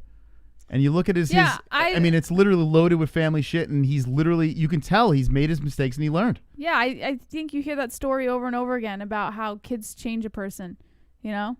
I do believe it. I believe when kids are in the picture, it changes how a person behaves, and I think maybe the same thing might have happened with Conor. I don't know why this is glitching out. Like, look at Take your mouse off the screen. Off that screen. It's weird. Look, I can't even click it. See that? It's just fucking bugging out. Anyway, yeah, he's a family man now. I don't know. He's a changed man. After the foot balloon, he's a changed man. Now we're going to see we've seen different layers of Conor. We saw man bun Conor when he came in there, and he was just like, I'm going to fucking slice your head off, you know, and dribble your head off the mat. I'm coming for that belt, Jose Aldo, that crazy circus shit. Then what's that? I was just thinking, because you mentioned how his daughter's a little pudgier than his son. Yeah, she's a little chub chunky. rock. Yeah. A little chunky. But think about it. We've one. seen like 3 different Conors. Yeah. You know, we've seen the craziness. Then we've seen the Conor McGregor where the whole Mayweather McGregor thing where he went complete full heel and just went off the. Actually, we've seen 4 really. You seen that money McGregor where he basically was flaunting his shit and showing off all the goods, right? Then you see terrorist McGregor where he's literally just terrorizing events. He's flying across the country, throwing shit through windows, threatening people's lives. We literally seen complete rock bottom where that phase of McGregor, he's partying, he's sleeping around, doing whatever drugs, drinking whatever he's drinking, hopping over fences and other events and causing scenes there. Like the dude's completely lost his mind. And now we see the rebirth. We see the family man. We see a guy that went to the Cowboy Cerrone fight, a completely changed man. Now we weren't sure, like, is this a shtick? What's going on here? But we might see another fight here where he comes in focused, none of that crazy stuff. Daddy McGregor gets another quick win, and now we have like a butterfly, Jesse, just floating around, fluttering around the octagon. You know, it's fucking nuts, man. What a story! He made that movie way too soon. He really pump the brakes, Conor. You pushed that movie out way too quick. It's nuts, man. It really is a weird thing. So I'm curious to see what happens with the new McGregor. Motivated Conor. Anyway, why did we go back into... Look what you did, Ian. Justin Gaethje versus Charles Oliveira is probably next, according to Dana White. Must go up 1. There you go. Right there. According to Mookie Alexander of Bloody Elbow, the highlight versus Dubronx. Likely so if you believe Dana White. Okay, I like it. Now, it's a good fight, huh? Yeah, great fight. Gaethje won the interim lightweight belt last May with a one-sided TKO stoppage of Tony Ferguson. Victory set him up for a highly anticipated showdown with Khabib Nurmagomedov, but proved to be not remotely competitive on the ground and was submitted by the champ in round 2. Wonderful. Hey, TVS, how you doing? Good to see the M*A-Holes back this. All the other live streamers I watch have been complete hoes all week lol. Anyways, I am excited for Conor in a couple weeks. Gonna need some hype before Snoozeman headlines in February. I tell you what, though, I like that fight. I agree with that, man. I like the Usman Burns fight, but I find Usman very difficult to watch, to be quite honest. And Colby Covington fight was good. ground fighters, and I can't even watch Usman. Listen, Colby Covington fight was one of the better fights we've seen. Like, that was a great fight. But why? Because of Colby Covington. So Gilbert Burns doesn't push the pace? I think that guy's an animal. No, that's what I'm saying. I like the fight, but I still think it's going to be... It'll be good. It's going to be pretty boring. I'm telling you right now, Gilbert Burns versus Usman is going to be... It'll be better than the Masvidal fight. I'm going to say that. It's interesting because if it goes to the ground, Gilbert's got that BJJ, you know? So it's going to be fun to... Listen, Usman's winning. I mean, if you're saying that you're going to be bored because Usman's going to win, then I get it. Because he is going to win, right? Mm-hmm. Gilbert's not winning. I think Gilbert's going to win. Okay. The Colby Covington fight was great. I think it's going to be a good fight. I really do. I think we're in for a fun one here with the friends. Anyway, we'll talk about that when it gets closer. So the UFC lightweight title picture remains a bit murky, with Khabib announcing his retirement yet not officially relinquishing his title. In the meantime, Conor McGregor and Dustin Poirier are rematching on January 23rd at UFC 257. Dan Hooker versus Michael Chandler is set for the same event.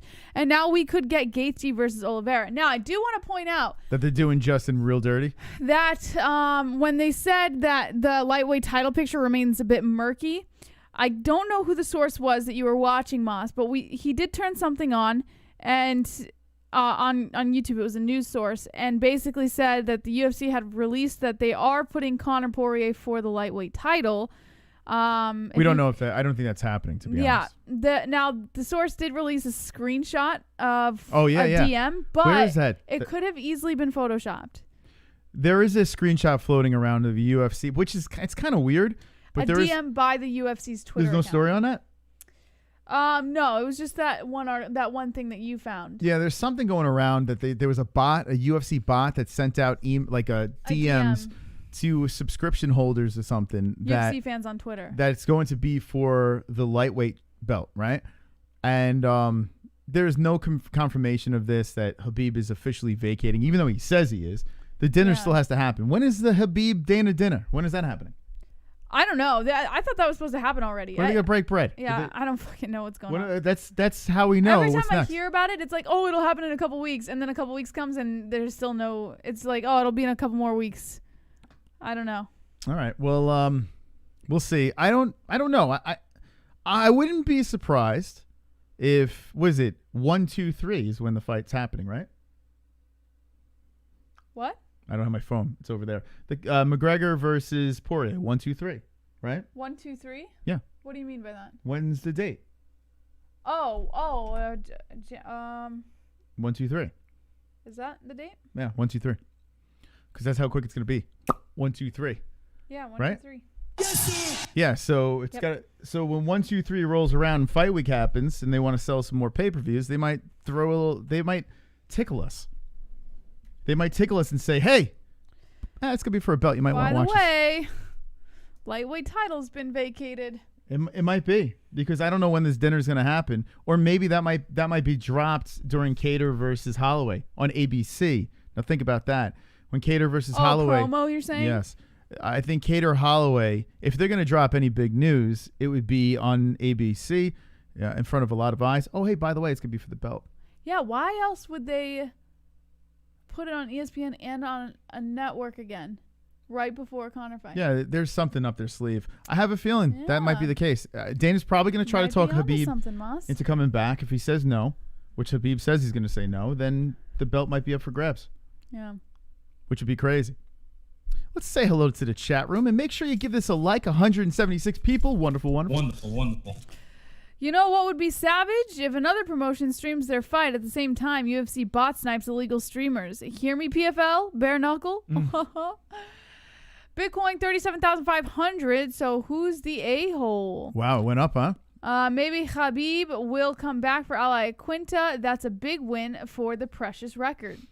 Super Skunk says, any updates on UFC antitrust lawsuit? Not that I've seen. Yeah, I haven't heard anything about that. We have to remember with these lawsuits, like, usually what happens is it'll be announced in the beginning that a lawsuit has been placed, and then we won't hear about it for legal reasons throughout the entirety of the suit. And then maybe we'll get, like, an update here or there, but we're probably not going to hear much about it.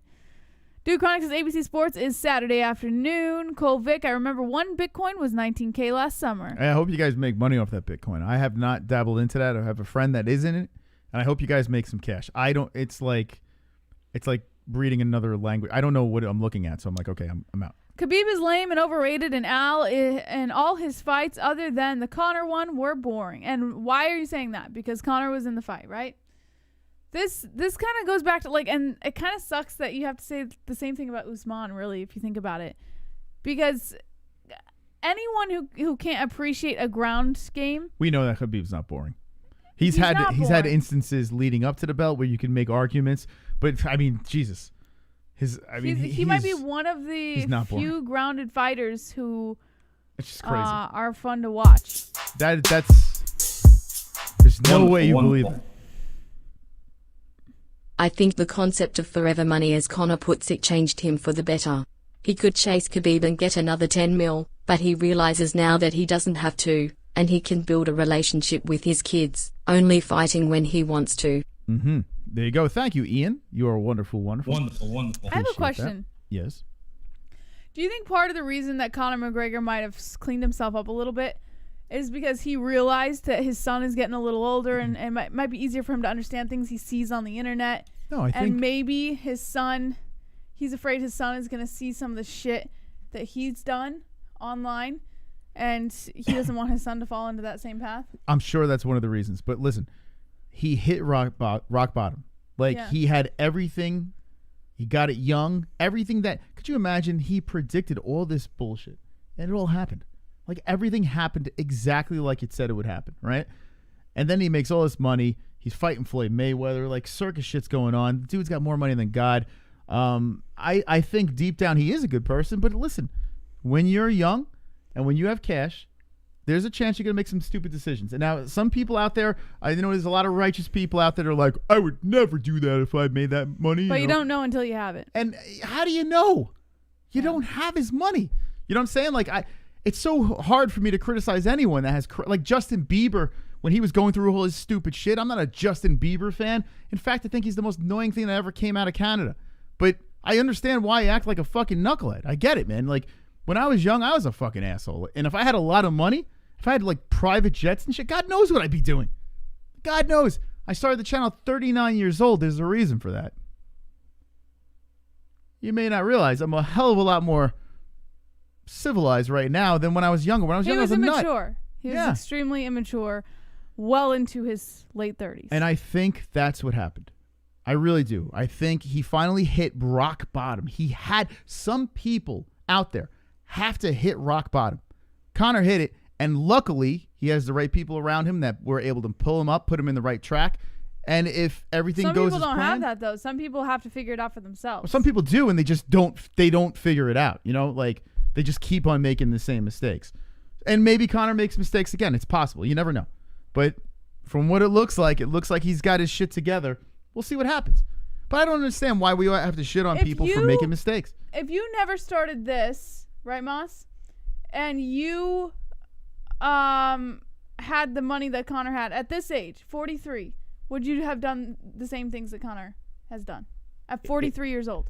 At 43, no. So at this age, I'm a different. I have a different like mentality. I don't believe it. Well, you're an insecure 24-year-old girl that thinks like any other insecure 24-year-old girl. Insecure. I'm saying, would you behave like the party lifestyle? Like what? No, because that has nothing to do with how you would because behave. I don't have that itch anymore. Do you understand what I'm saying? Like you will never understand until you're like you already never had that itch. I had it. You know what I'm saying? Like I hit rock bottom. I did all this stupid shit. I made crazy mistakes, you know. Like not as severe as some of the things that Conor did, of course, but I didn't have the money. If I had the money, I probably would have. Yeah, I feel you would have. You know, so if I was young and had the money, I probably would have made dumb mistakes. So maybe that's why he's a relatable person to me. Maybe that's why I can relate. Maybe some people don't have that in them where I married my high school sweetheart. I love religion, and every money goes to charity. All the money I make goes to charity. My family, love, love, love. I'm a perfect human being. Those people out there hate the guy, right? That's what it is, because everyone that's criticizing people that are famous that fall off the wagon and make mistakes, they're all perfect people, right? Are they? I would say so, right? Right, guys?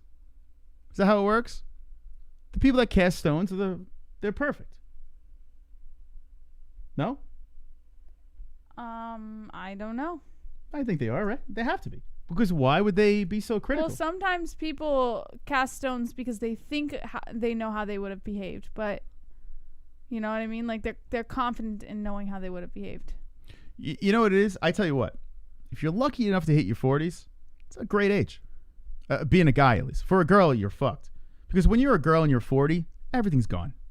You know, the looks are gone. No one wants to be with you. I've seen some pretty good-looking 40-year-old women. For a guy, it's a great age. It really is. 40 is a great age because... I'm not going to say the friend's name, but there is a friend in New York who we went to her, I think it was a Christmas party or something like that. I don't know what you're talking about, but what's the point? They have two... Okay, what's the point? But I'm saying she's in her 40s and she looks beautiful. Listen, if you're a woman and you're 40, it's not. And it's not a good time. she popped out 2 kids and she looks. It's not a good time for you. Doesn't matter. You're talking looks. I'm not talking looks. I look like a fucking. You think that I get? But you think I'm happy about my looks right now? No, I'm not. When I was 20, I was way more happy about my looks. I don't give a fuck about looks. Because you're saying that at 40 they lose it all. No, what I'm saying is, as a man at 40 years old, you got your mind together better. You have the mentality to pull things off and to think of things in ways that you couldn't think of when you were younger, when you're in your 20s. Now, some guys are able to pull it together young. I was definitely not one of them. If you look at women, though, it's a different story. I don't know many women that are like, I pulled it together when I was 40. That's when everything falls apart for them. You got to pull it together young or you're fucked.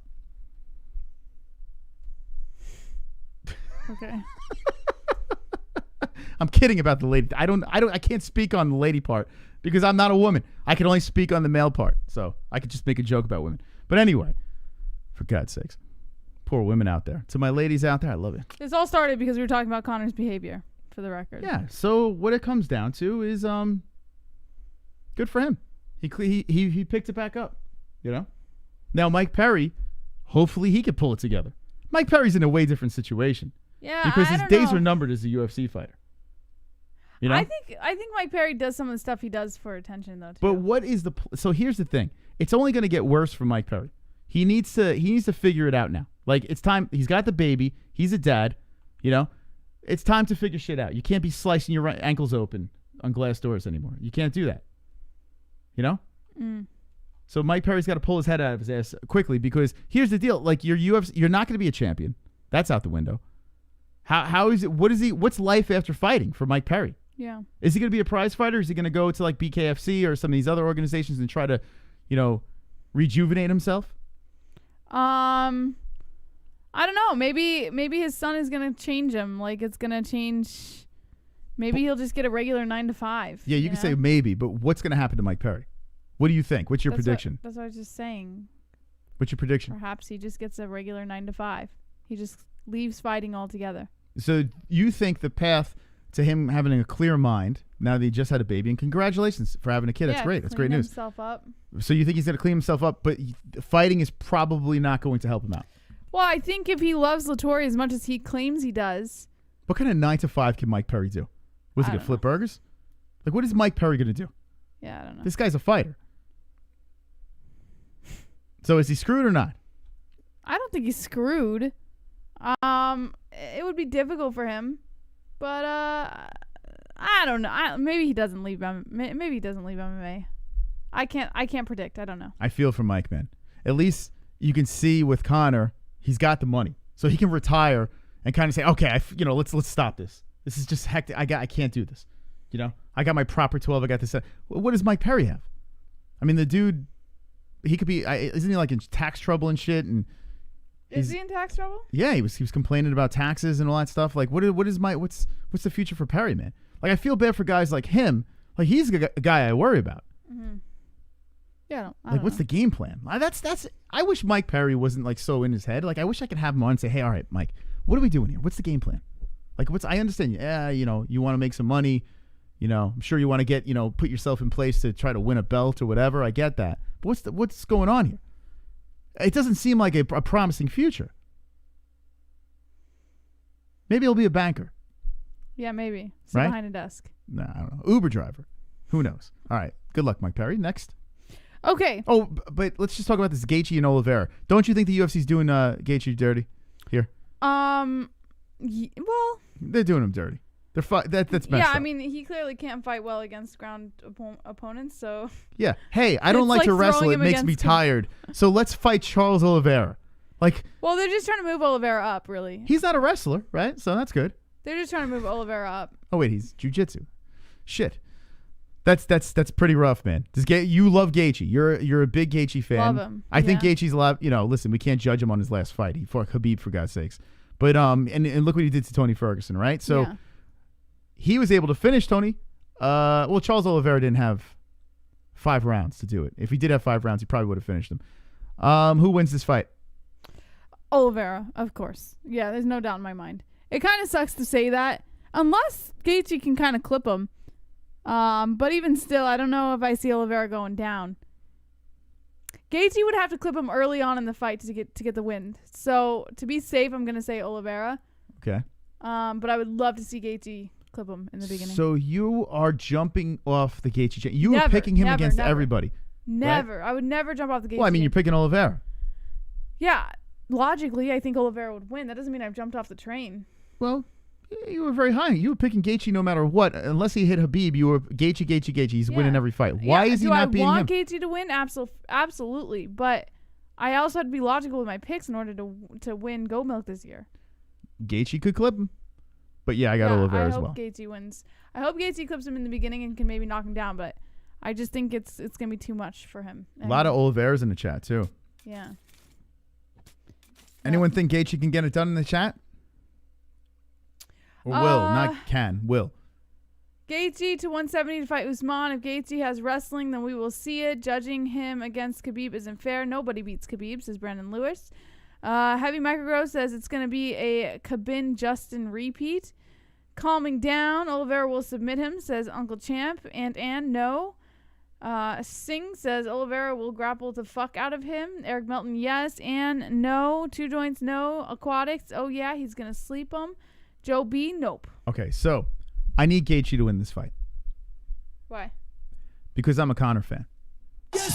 I want Gaethje to win Gaethje? this fight. I want to see Conor Gaethje. Yes. Yeah, that's a great fight. I really want to see that fight. Seeing Oliveira Gaethje is problematic. I still think Conor sparks him, but it's problematic. Oliveira Conor? Yeah. That's what did I say? Oh, yeah, I'm sorry. Oliveira Gaethje. I mean, Conor, excuse me. I'd rather see the Gaethje fight because it would be electric. Yeah. You know, seeing those two guys go at it, it would be really fun to watch because you know that shit ain't going to the ground. Yeah. These boys are going to go in there and they're going to sling it around. So who the hell wants to see Charles? Listen, if you want to see... people are going to say that you don't want to see Charles because you know that Charles is going to smoke Conor. If you want Charles Oliveira to win, it's not because you want to see an exciting fight with him and Conor. What you want to see is Charles smash Conor. That's what you want to see, right? But they're going to say the reason you want to see Gaethje Conor is because you don't want to see Oliveira smash Conor. But here's the deal.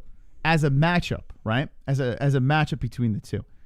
A stand-up brawl between Gaethje, who is probably one of the hardest hitters at 155, right? And you see Conor McGregor, he's a pretty damn hard hitter as well, right? You see Gaethje has a lot of cardio, okay? That thing could be a fantastic fight, man. Like, I mean, if Gaethje weathers the storm in the first round and really brings the heat, you know? I mean, if Conor weathers the storm, let's talk about it. I mean, Gaethje's fire in the first 2 rounds. I mean, it's just a fun fight to go back and forth. You know, it would be a really fun fight to watch. And it was the fight that Conor was supposed to come back to. Everyone was saying Conor was ducking Gaethje. I would like to see that. Yeah.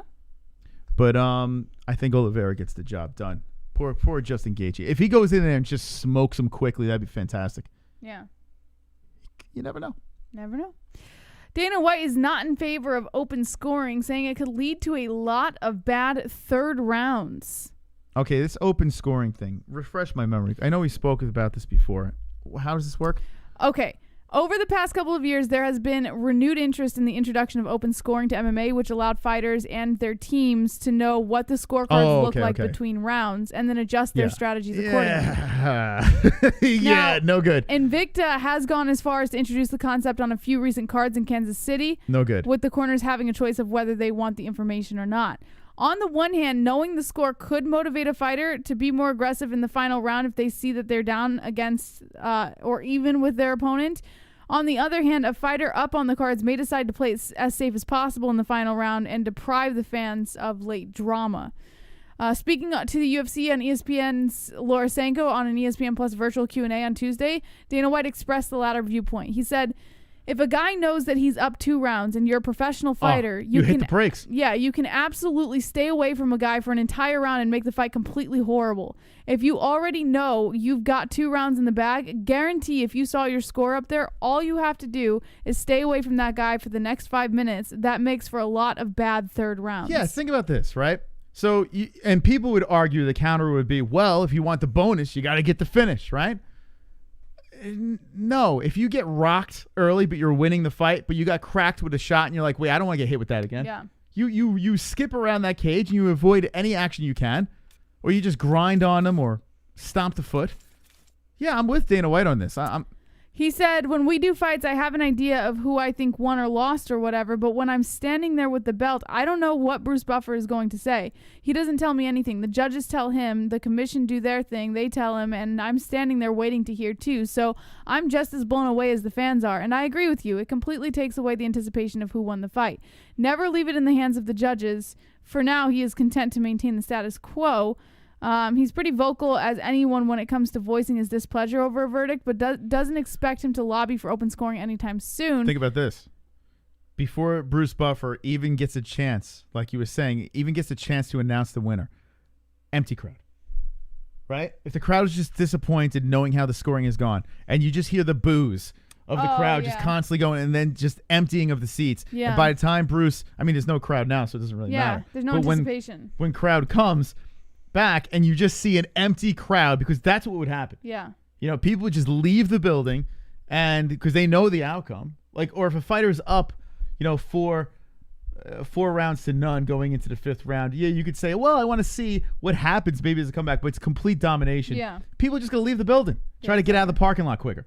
You know, there'll be an empty crowd. Fuck that, I'm man. with Dana White. I'm not down with the open scoring. I hope he never does it. I think I don't know. Really Does anyone want to see that? Like, there was a time where I was on board with it. It seemed like a good idea, but the more I think about it, let's leave it as is. Yeah, not a good idea. So there's that. Now, according to Milan Ordonez of Bloody Elbow, UFC granted Davison Figueiredo's request for pay-per-view points. Did you know this? No, tell me about this. Okay. Flyweight champ Davison Figueiredo closed out 2020 with a 5-round barn burner against Brandon Moreno at UFC 256. Having felt he'd broken himself into pieces in that fight, the 33-year-old Brazilian asked for his share of pay-per-view points. According to manager Walid Ismail, the company eventually obliged the champion's request. Yeah. After being deprived of a performance bonus for his UFC 255 win over Alex Perez, Figueiredo also received $50,000 cash from UFC president Dana White a few days later, while went on to admit that they fucked up in failing to give Figueiredo his money right after the fight. Figueiredo versus Moreno ended in a draw, but both men took home an extra $50,000 for the Fight of the Night honors. A rematch between the two is promised to take place sometime within the year. Okay, looking forward to the rematch, and he deserves every penny. Bouncing back, defending his belt, the first fighter to ever do it back-to-back pay-per-views. Fantastic and wonderful. Wonderful. According to Nolan King of MMA Junkie, Joanna Jedrzejczyk lays out an ideal scenario for her UFC return, saying more money, title shot, and fans. Do you see her coming back this year, Moss? Yes, I do. Against who? I think she fights one more time and then bounces right back in that title picture. I think they like to give her title shots. Well, first and foremost, and she's a former champ that Jedrzejczyk's ideal timeline for a return is when fans are able to attend events again, which hasn't been the case since just after UFC 248 because of the coronavirus pandemic. She said, who wouldn't want to see her fight Weili Zhang again? That fight was crazy. She won an award for that fight. I actually thought she won that fight. Super chat. I mean, her face was a balloon, but still. Ortega versus Korean Zombie 2. Yeah, let's do it, Mr. There's Brewer. no way you thought Jedrzejczyk won that fight. I did. Live, I thought. No freaking Go way. back to the recording. I thought she won. And her face is a balloon, but. What? Yeah, listen, that fight was tight. Just because if you're talking damage, right? I get it. Damage no aside, woman with a face Zhang like that. was fucking piecing her up. Well, hold on a second. You do not remember that being a close fight? No. You're out of your mind. I can't remember. You have to watch it again. That fight was tight. That was a tight fight. Like my pussy was just as tight as that fight was. My pussy, you couldn't fit anything in there. You couldn't put a penny in my pussy. It was so tight. Yeah. Yeah. The fuck you talking about? Oh, God. Yeah. Anyway, she's coming back? Well, her ideal timeline is when the fans come back. She wants to fight in front of the fans. She does want Weili again, but I don't know. She just said she not feeling it, huh? She said she would fight without fans, but she doesn't want to. She wants to put it on hold and just wait. I want to fight with more fans.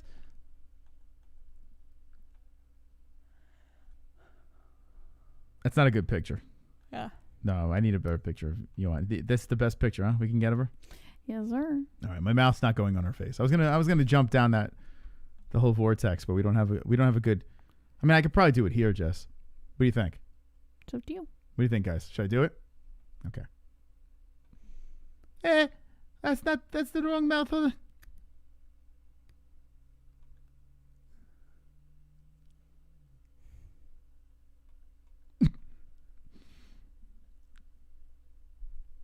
Hold on. This is a furry mouth. Okay, give me a second here. Okay, so much better. Hi, Joanna. Hi, Jesse. How are you? I'm good. Why do you have a beard on? Oh, I forgot to shave before I came on. I didn't know that you have that much testosterone running through your system. Oh, yeah. Wait, so you're on steroids? No. Just TRT. So, how do you feel about your last fight against Weili? Oh, I think it went well. My face was a balloon. Yeah. But I won. They got it wrong. The Joanna Boogie Woman won. Now, why do you think so? Did you watch that fight, Jesse? No, I'm asking you. What? Why do you think you won? What? Did you? Are you blind? That's not what I asked you. Why do you think I outstruck her? I did everything I could to take her down, and you decide to dismiss how good I did in that fight. The Polish power was there all night, and that's what you just. Fuck you, Jesse. Okay, you don't have to get your panties all in a twist. I'm just asking you a question. All right, well, so you want to return when the fans I won come. that fight, Jesse. You Do you look at my boobies? What do you think? You like? Wink. Wink. So you want to return when the fans come back? Oh yeah. And you say that you don't want to fight when the fans aren't there, but you would. Mm-hmm. So which is it? Do you want the fans there, or do you not want the fans there? What's going on? That actually makes me really uncomfortable. Can you please stop, Joanna? Oh, I'm sorry. Yeah. That doesn't make me comfortable. Wait, could you please repeat the question? Okay. You know what? It's actually making me cringe a little bit that you're doing that. Maybe stop and then I'll ask you the question. Okay. Thank you. All right. So you say that you don't want to fight until the fans are back. Yes. In the seats. But then you say that you would fight without fans. You just don't want to. Oh, yeah, I would fight either way. If you look at my boobies, look at them. They're so beautiful. I think that people need to see them, whether it's on TV or in the seats. Do you think your boobies are going to get in the way of your next fight? No, did you see the nice padding on my chest? This way they absorb the strikes and I can come forward and give them my Polish power. Mm-hmm. Okay. Okay, I gotta go. Okay, thanks, Joanna. Please stop doing that. That really disturbs me, JJ. Thank you. All right. Thank you. Wonderful, wonderful. All right. Dan Hooker on Michael Chandler says he's going to break the new toy real quick. What kind of toy? He's calling Michael Chandler a toy. Okay. A new toy. According to Jed Mishu of MMA Fighting, over the weekend, the UFC finally announced an opponent for Michael Chandler's debut in the organization, and it was a name that most were not expecting, Dan Hooker. In the months since signing with the UFC's, Chandler's name has been linked to bouts with Justin Gaethje, Tony Ferguson, Dustin Poirier, and Charles Oliveira, but Hooker's name had largely been out of the mix. Even Chandler, after the fight was announced, was honest about Hooker not being his first choice for an opponent, and Hooker knows it too. In fact, speaking with SCMP MMA, the Hangman revealed that he was first approached about the fight some time ago and knew that he wasn't the UFC's first choice. This might be a bad matchup for Chandler. I would think so. Upon signing with the UFC in September, the former three-time Bellator lightweight champ was immediately considered a title contender, even being set as the backup fighter for the lightweight title bout at UFC 254 between Khabib Nurmagomedov and Justin Gaethje. Chandler's services were not needed that night, but the message was clear regardless. Chandler is in the title hunt at lightweight. For Hooker, that kind of immediate push by the company makes this a very enticing fight for him.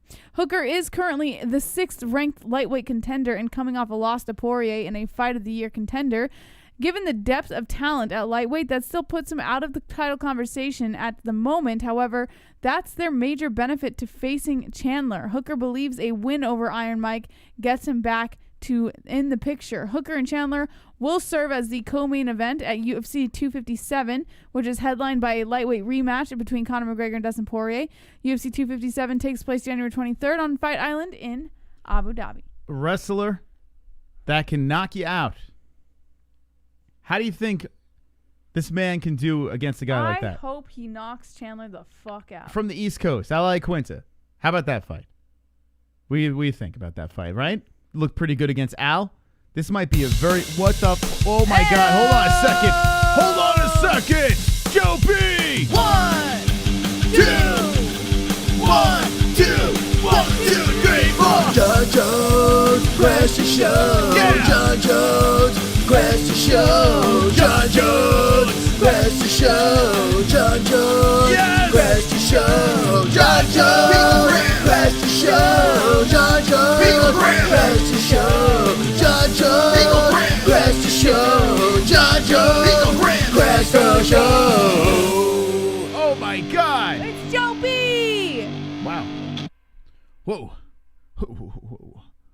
Whoa. Belated Happy New Year. Happy New Year! Wonderful, wonderful. Thank you, Joe B. That was my horn. The hell? That was my New Year horn. What in the holy hell? For Joe B. Thank you, Joe B. It sounded like Appreciate a real that. horn, right? It does. I'll go sit on the couch. Hold on. Okay.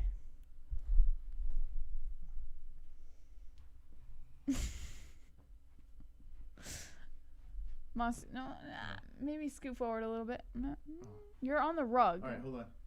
I'm going to sit on the table instead.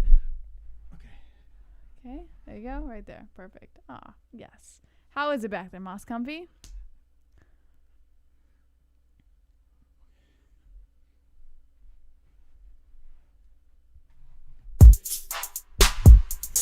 Oh, yes. Wonderful, wonderful. DVSB. Wow. Subscribe to Joanna Beef Jerky Chicks on Levens to see the championship level titties. The Jews just didn't see that she clearly won because they were too busy looking at her titties instead of her strikes. Also, let's go Hooker beat that chandelier. It makes sense. Chandelier. You think Hooker gets the win? Thank you, TVS. Yeah, I do, actually. All right. I'm kind of leaning towards Hooker in this fight, but there's this weird thing that I'm rooting. I don't know why I don't do Hooker. I don't know what it is. You don't do Hooker? Yeah, I don't do Hooker. What do you mean you don't do him? He doesn't do anything for me. Yeah. Guy's a good fighter. Solid. Not great. Hasn't kind of failed when he had the big opportunities. And yeah, he does, the Hangman doesn't do it for me. I don't know. I feel bad. Listen, my Aussie friends out there, I know he's one of your guys, but he is one of the few that him and Volkanovski, I don't get it. Well, I don't know what's going on. I need an Aussie fighter. I need someone that does it for me. You're racist against Aussies. Am I racist against Aussies? I don't know what it is. Jesse's gone. Am I in the minority here? Why do I not care about Hooker? I don't know why. It just doesn't do it for me. But against Michael Chandler, I think it's a good matchup for him. I still might pick oh yeah, there we go. Bobby Knuckles. I do like him a lot. Okay, so I'm not completely racist against Aussies. Thank you, Kiwi. He's a Kiwi. Okay, so then it's fine then, right? Then I'm allowed to hate him. He's one of Izzy's boys. Yeah, I don't know what it is. Like, I don't get excited. Like, Hooker's, he's been in some entertaining fights. It's not like he's like a dud of a fighter. The guy kind of brings it, but I don't know what it is. How's the Grand Canyon? It was wonderful, wonderful. Wonderful, wonderful. So you prefer Chandler, who lost to Will Brooks twice, is Cole Vick. Oh, I see you're entertaining the MMA math. Congratulations. I didn't know you were into MMA math. That's kind of cool. But yeah, I'd for some reason I'd rather see Chandler win because I would like to see Chandler Gaethje. I would like to see Chandler Oliveira. I would like to see Chandler McGregor or Chandler versus Poirier. I'd like to see all those fights. We've seen Hooker versus Poirier. Didn't work out well for Hooker. So I'm kind of rooting for Chandler, even though maybe Hooker's a nice. I don't fucking know. It just doesn't do it for me. Let's see.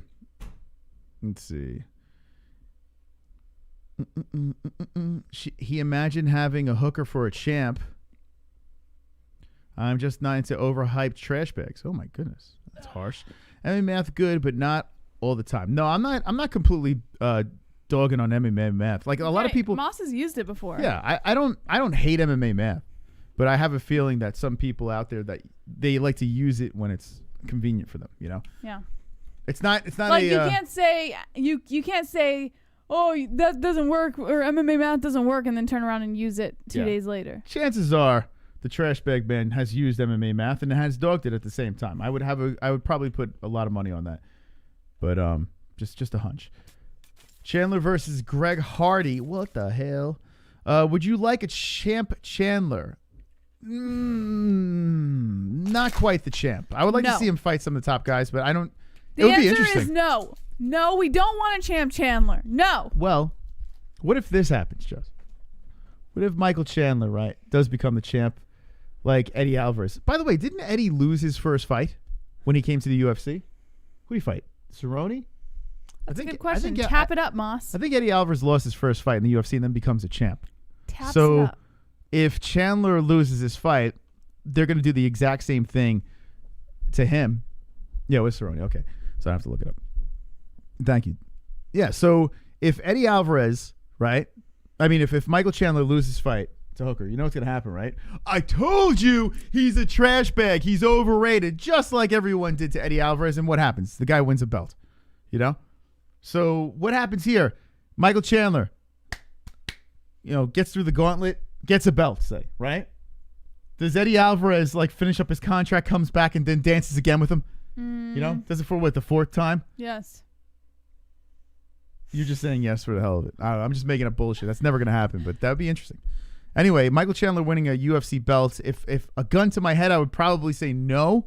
I don't see that happening with the guys up top, but it would be interesting. Does anyone in the chat think that Michael Chandler will win the UFC belt?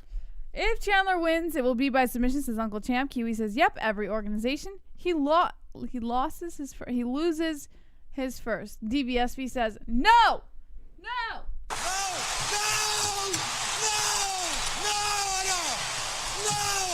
Roberto says, YouTube suspended you. No, we're not suspended.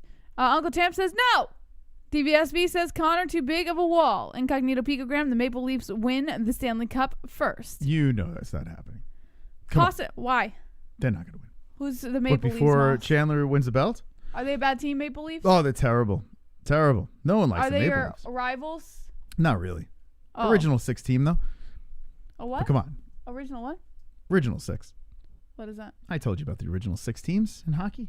Remember, we gave you a little hockey lessons. I was telling you about the original 6. There were 6 teams that started the NHL. Oh, yes. All right, we'll talk about that another time. I remember. Anyway, Rose Namajunas. I had the toughest time saying Rose Namajunas, and I still can't say it. Is it Namajunas? Right? Namajunas. Yamasaki? I never mess it up, and now you got me messing up. Fun fact, when Rose was in The Ultimate Fighter, and I was trying to do stuff back in the day, I dreaded saying her name. Because I used to say, Namajunas. Like Junez. I couldn't get it. Did you really say Junez? Yeah, I said everyone's name's wrong. I still say everyone's name's wrong, but I say it less now. Yeah.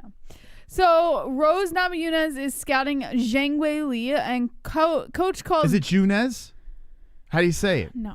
Namajunas or Namajunas? Namajunas. How do you say it? Her coach calls Dana White title aspiration disagreement a misunderstanding. According to Alexander K. Lee of MMA Fighting, don't get it twisted. Rose Namajunas' goal is to regain the UFC strawweight title, no matter who she has to beat to get it. That may sound like an obvious statement, given that Namajunas is currently #1 in the UFC's official contenders rankings, but there has been some confusion regarding the situation after UFC President Dana White publicly stated that he heard Namajunas was not interested in fighting for the title. Namajunas and her team were quick to respond and shot down the rumor. In her lone appearance of 2020, Namajunas fought Jessica Andrade in the rematch of UFC 237 and counter that Andrade won by second round KO after a wicked slam. That win made Andrade the strawweight champion, but she would later lose the title to Zhang Wei Li before facing Namajunas again in UFC 251. Namajunas won the rematch by split decision. Did this play just real quick? I'm sorry. Did this play? Yes. It did, right? Yes. Okay. Now that Namajunas is back on track, her coach and fiance Pat Barry is putting his trust in the UFC to do the right thing. Namajunas also appeared on the podcast, and she emphasized that she's not shying away from the title nor from Zhang, who has yet to lose in 5 UFC appearances and sports in an impressive 21-1 record. And Namajunas said she heard that March is a possibility, but otherwise she is ready for any date. Recently, she went on a road trip to expand her training, working with the likes of John Danaher in New York and Ryan Hall in Washington, D.C. Okay. So, Rose, the comeback. I hope she's got this weird YouTube channel now. I don't know if you guys have seen this. She preys on it. Yeah. I don't mind it. I was caught laughing at it. I guess I'm a horrible human being for do that. But Rose, she has this live stream thing that she does. She's like, okay, I'm going to say prayers for everybody. What is wrong with that? Just drop your prayers in the comment section, and I'm going to talk about it real quick. I have the same hair as her now, so that's kind of cool. I could do this good. So everyone just drop your comments in the comment section. Okay, I would like to say a prayer for why would you make fun of that? Asian beef stew. Asian beef stew is praying about little Johnny. Little Johnny has cancer, and I just want to say, bless you, Father, that the cancer leaves his body, and that he's hungry too. He'd like some cake. So if you could just bring down some cake for that is literally what's happening, and it's like what 10 minutes of her saying prayers, and I'm watching this like this.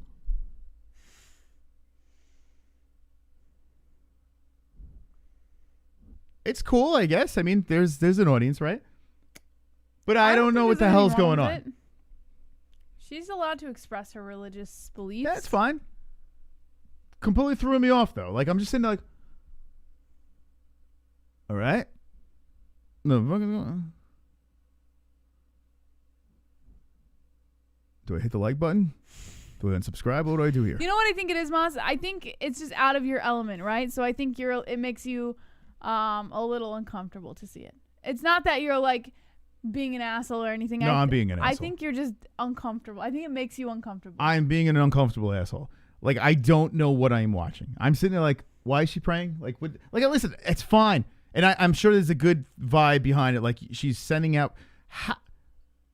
How is Rose Namajunas the vessel to Jesus? Like, so the That's people. not what she's implying. Yeah, she's just praying. They are asking for the prayers, right? She's just listen, I'm trying to understand this. So they're asking her for the prayers, and she is the direct connect to Jesus. That is not what she's implying. They're asking. People ask. Have you ever heard someone say, "Hey, can I get a prayer for this person because he's going through a bad time or whatever?" No. Like, okay, well, in my family they do that. Okay. So it's like, it's not like, oh, that's the direct connection to God. It's just a little extra prayer. It gives a little extra hope. So they're just asking for someone who believes in God to give a little extra prayer. Is she praying to Pat Barry? Is Pat Barry God?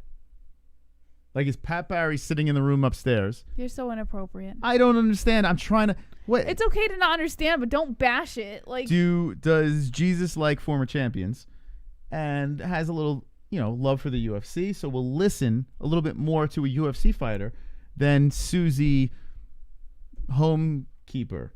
Be careful. What am I being careful about? I'm trying to understand this, Jesse. No, you're not. I am trying to get it. I am not trolling. I'm trying to understand this.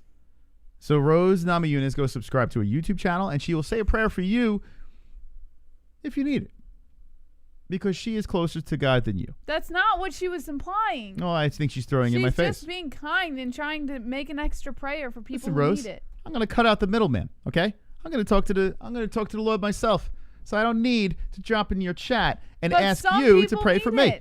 Okay. Some people get a little more hope knowing someone else is praying for them. Why?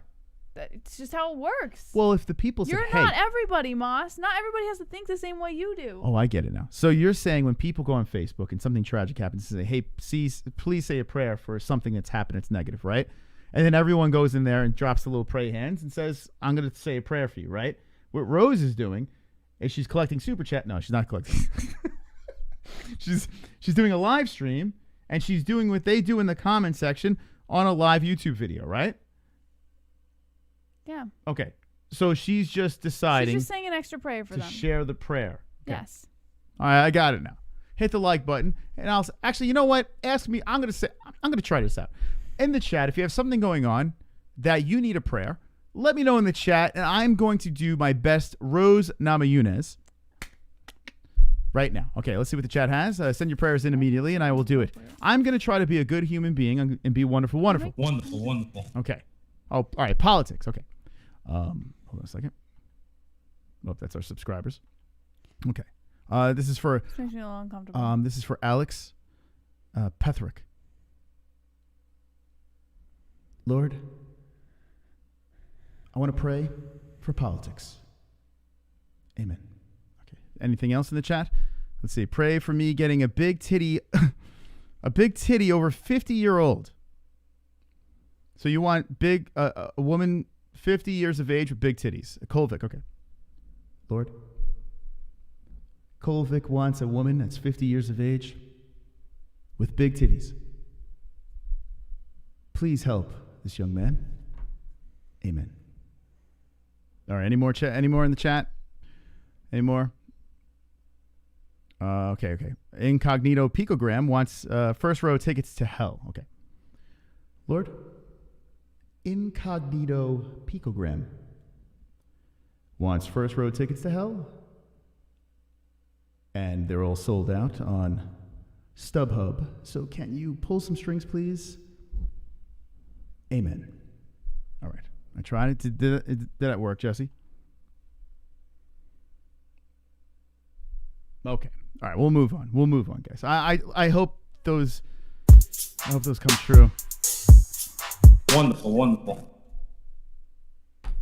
Thoughts and prayers for Jorge Masvidal's foot. It still hasn't recovered from the beating that Usman gave it. If his foot wasn't in shambles, he would have fought Colby months ago. That's true. It was severely uncalled for that Usman would rain stomps after stomps on the foot of a Georgie Masvidal. But I think he's better now, so thank you, DBS. Any more stories? Betch Kohei announces UFC and ABC One retirement fight delayed due to an emergency appendectomy, so we're not going to be seeing her fight for this next upcoming fight. Okay, what is an appendectomy? And didn't she retire? Yeah, a retirement fight, excuse me. I thought she retired already. No, this would have been her retirement fight. Oh, man. Man, I have to change all my plans now. I thought she retired. I could have sworn she retired already. So she's got one more in the tank. Did you know that she had one more? No, I don't really care about Betch Kohei. Okay. Now, what is an appendectomy? That means you Appendectomy. have appendicitis and you have to get your appendix removed. What is your appendix? It's on the lower right side of your body. What does it do? It's honestly an unneeded organ. Okay, so your appendix is in your body for no reason at all. Pretty much, yes. Okay. So it's not a bad surgery, right? You pull that thing out. Where do you pull it from? Sometimes it just ruptures and people have to get it removed. Okay. Well, I hope you get better. Last but not least, Julia Avila versus Julia Stoliarenko has been added to UFC Fight Night on March 20th, so it's not coming up for a couple of months, but just another fight. Kind of a lame fight to look forward to. Okay. Who the fuck is that guy? Well, guys, I am really sorry about the beginning of the stream. I really thought that the event was this weekend, and I was wrong. It's okay. We're still allowed to talk about it. But, yeah, next week. So we don't have any fights this weekend. That kind of sucks. But we will talk about anything that comes up in the news. Today is Wednesday. Friday, we'll be back in business playing the Fook off Friday, and we'll see what happens there. Not looking forward to having another weekend with no UFC. You know, the beginning, it wasn't too bad. We had a little break. It's starting to get to me now. I kind of miss it. Yeah? Do you miss it? Yeah. 1 to 10, 10 being I miss it so much that I want to take my head off and throw it against the wall. 100. Not even on the charts. Okay, so you miss it a lot. I do miss it too. So let's go. Because if we need I went on this whole monologue. Forget the whole monologue in the beginning of the show when I was saying how much we needed the UFC, because we have another weekend of just looting and whatever's going on with the Republicans. Hold on a second, Jesse. Lord, I don't want to see any more Republicans taking selfies. I don't want to see any more liberals looting. I want everyone to love each other. And I need, please, the UFC to come back immediately. Amen. I need to put a prayer up for myself too, Jess, because I had enough. Okay. Amen in the chat, please. Okay, Jesse, would you like to add anything to the stream? No, I think you've done enough, Moss. Okay. I got to pee. And I got to close that window back there. It's snowing.